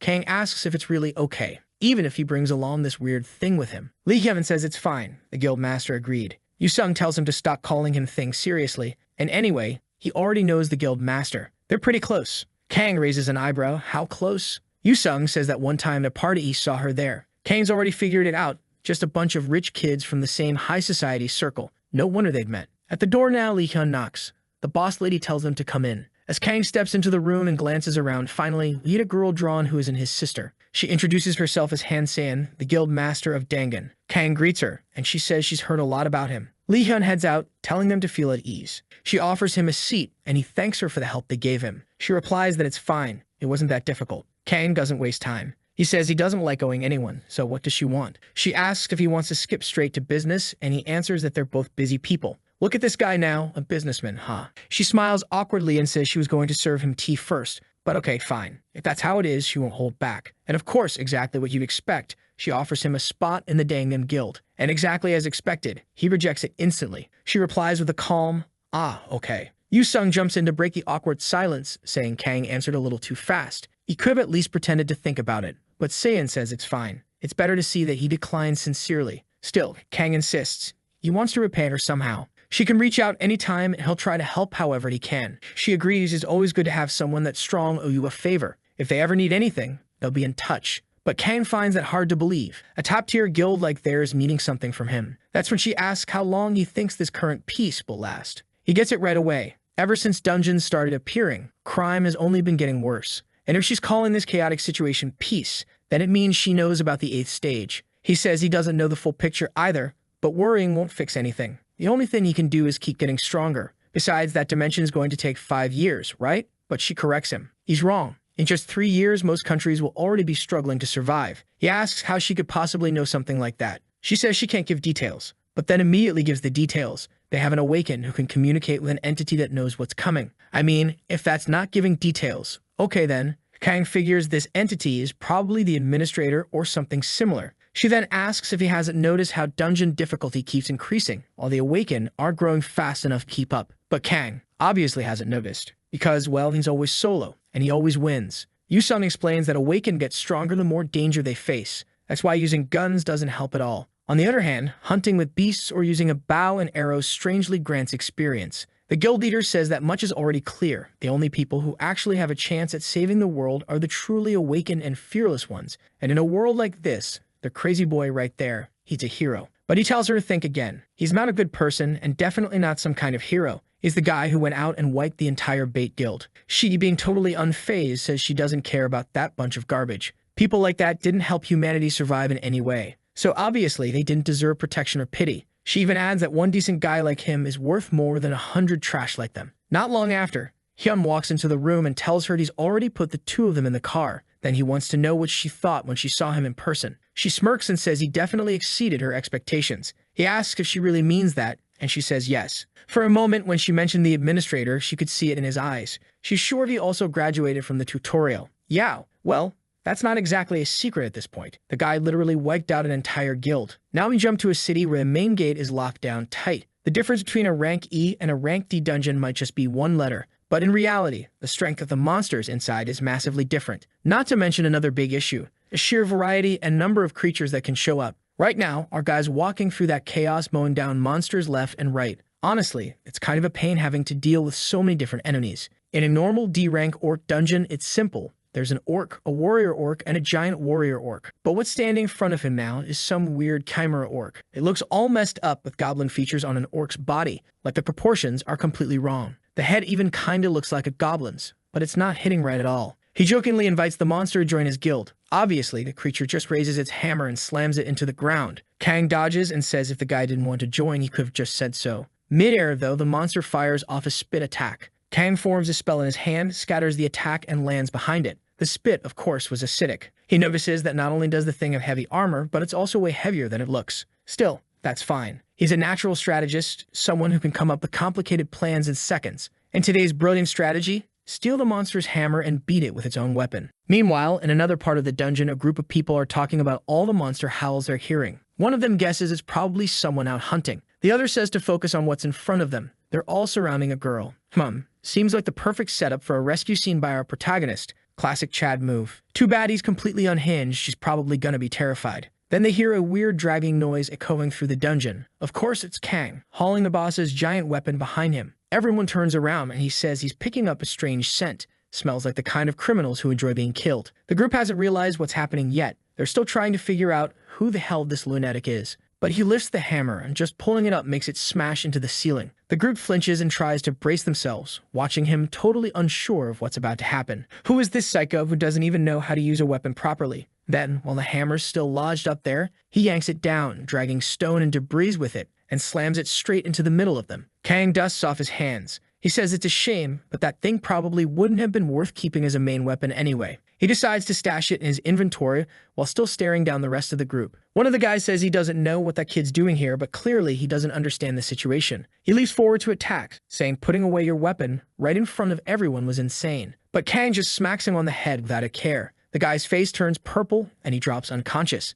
Kang grabs the leader by the hair, puts a knife to his throat, and tells the rest of those filthy criminals to hand over everything they've got. The way he says it is already bizarre, but immediately they all charge at him like lunatics. Our guy looks a little disappointed. His hostage didn't work. Apparently, no one gave a damn about that guy. He asks, "What's your name, you bastard?" "It's Kim Cusick, sir." "All right then, Cusick," he says, and then crushes the guy's family jewels. Yep, he grabs him by the crotch and starts using him like a weapon, swinging him around like an airplane and smacking people with him. While one guy's already broken and another is passed out cold, Kang challenges the rest, saying, "Come on then, this here's my new weapon, Cusick." Someone's holding a sword, clearly realizing he's dealing with a maniac, and tells him not to get any closer. But nope, Kang charges again and wipes out the whole crew. In the background, the poor girl is standing there confused, watching the madness unfold. Kang looks kind of disappointed it took him longer than usual to deal with these guys. For a ranked D group, that should have been quicker. Then someone calls out to him from behind. It's the girl, thanking him for saving her. Thanks to him, she avoided a horrible fate. He tells her not to thank him too much. Beating those guys up was actually a lot of fun. She can lift her head.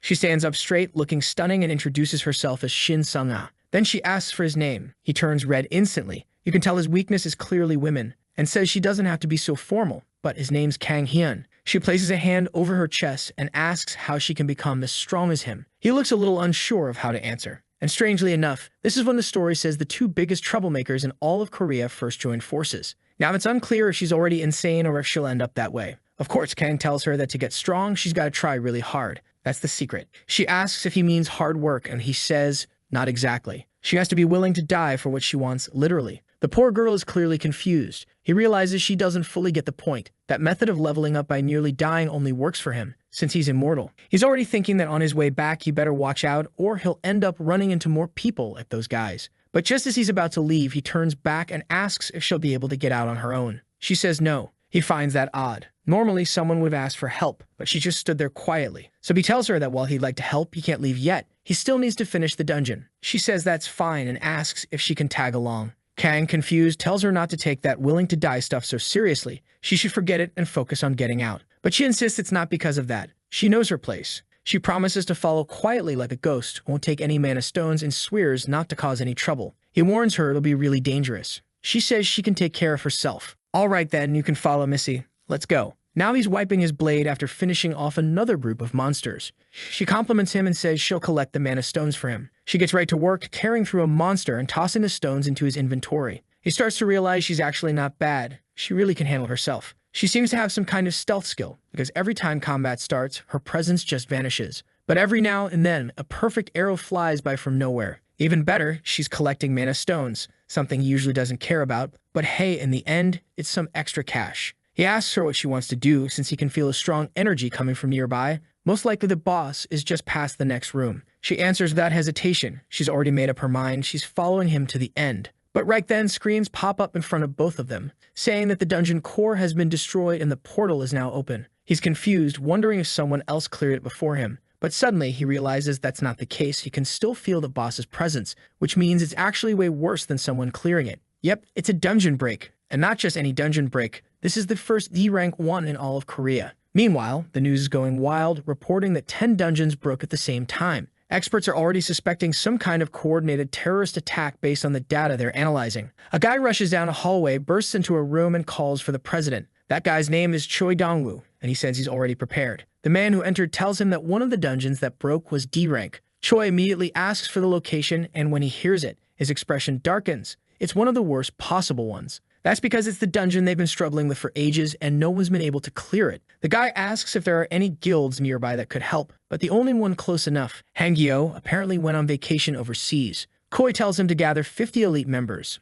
No matter what, they'll have to handle this themselves. Back at the Dangan Guild, the guild master steps out looking elegant as always. She asks what's going on and Lee Hyun brings her up to speed. She hears about the D-rank dungeon and knows immediately that if things continue like this, a lot of people are going to die. Li Hyun says it's going to be tough. The only guild nearby is Hangyul's, but they're unavailable. She's clearly shaken, but he mentions that there's apparently one awakened individual down there who's taking out tons of monsters. She asks how one person is even managing that. He laughs and says it's some tough guy with a massive sword and a face scarier than the monsters. She smiles instantly. If it's that guy, then there's nothing to worry about. And in the middle of the city, there they are. Our boys, soaked in blood, standing on a mountain of corpses. Everyone's gathered around, completely stunned that one person handled all that on his own. That's the power of a true awakened. The blonde guy thanks him, saying it's because of him that they all survived. Kang just tells them to hurry up and get out of there before people start dying. They're confused. He's clearly handling everything. But Kang has already realized something. The portal hasn't closed. That means the boss is still inside. He tells everyone that if they stick around, they're going to die and he won't be able to protect them. The blonde guy keeps pushing, trying to act like a fellow awakened, saying they should stick together. Kang just asks one question. How many chimeras have you killed? The guy hesitates,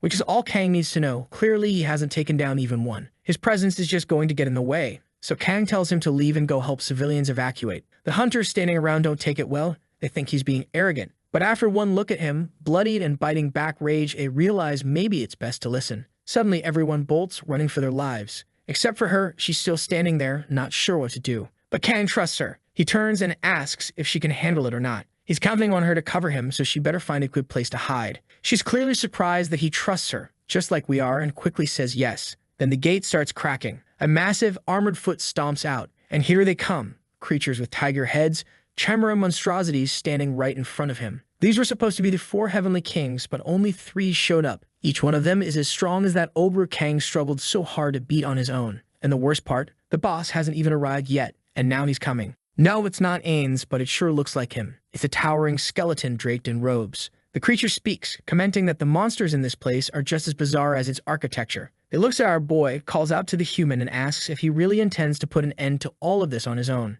Kang, already pulling his weapon from the inventory, replies that he got it right. The guy pulls out that massive hammer and slams the first enemy, declaring that every single one of their heads is going to get smashed. The skeleton says he's never seen a human so arrogant, but the boy's body looked useful. He might just put it to use. Kang tries throwing a little bait since the thing talks so much and asks what the boss thinks about a one-on-one fight, leaving the minions out of it. Obviously, the skeleton just scoffs, spits in his hand, and says he figured as much. He lifts the hammer and says, "Let's get started then," and it's on. The 4 heavenly kings charge in and Kang lets out the lion's roar. The creatures are hit by the effect as he leaps forward to land the first blow. He slams his hammer down right on one of their skulls, saying this one's head will be the first to pop, and he doesn't stop. He keeps swinging until it looks like the thing's dead for real. The skeleton watches, confused. He can't sense any mana coming from the kid, so where the hell is that raw power coming from? Honestly, it'd be a waste to kill someone like him. Maybe he should keep the boy alive and use him as a servant. But while he's lost in thought, the orc's helmet cracks and falls off. The only problem is, Kang's legs are shaky, and he's clearly running out of strength. That damn weapon's way too heavy.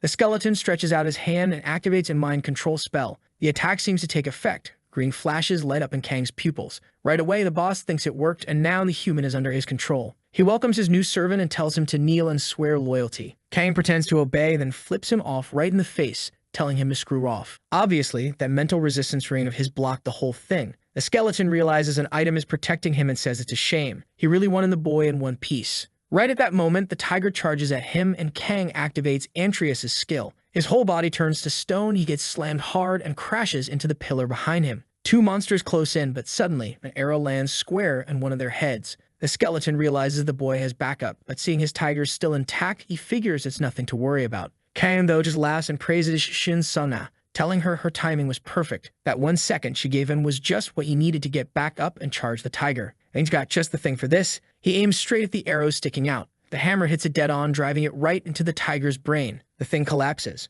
But then, bam, a hit goes straight through Kang. No dodging, no blocking, he took it full force. Even so, he uses the fact that the damn thing is right up in his face, grabs its arm and slams it into the ground. Then he pulls a sword from his inventory and drives it right into the serpent-like one coming at him. Another clean hit. With his sword soaked in blood, Kang looks back and says, "Now all that's left is cue ball." The boss tells him to quit bluffing. Someone with 0 mana left isn't going to beat him. And it looks like he's right. Kang realizes the bastard's caught on. He's got no mana left after fighting off those 3 freaks, and his regeneration's already at the limit. To make it worse, he can't even land a proper hit on that floating skeleton. His legs are trembling with no strength, and he tries to climb the ruins nearby. But his attacks won't seal anything now. Then, bam, his heart tightens. He's hunched over, coughing up blood. stumbling over monster corpses, collapsing like trash. The skeleton says the effects finally kicked in. That blow that landed square in Kang's chest. Yeah, of course, it wasn't just any ordinary hit. The second his body was breached, there was no reason he wouldn't have been poisoned. Now that the kid's death is pretty much guaranteed, the only thing left for him to do is surrender,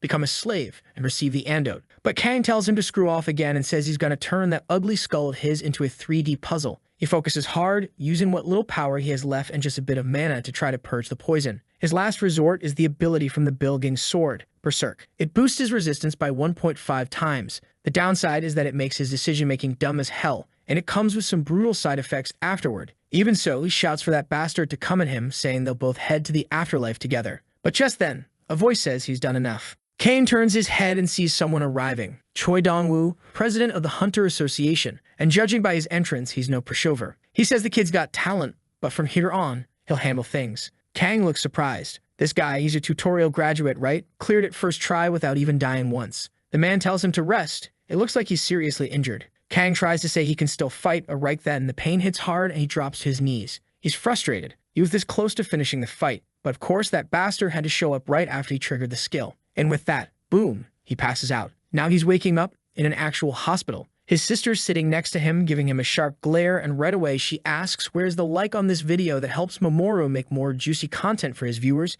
Activate the cheeky little bell, and I'm out.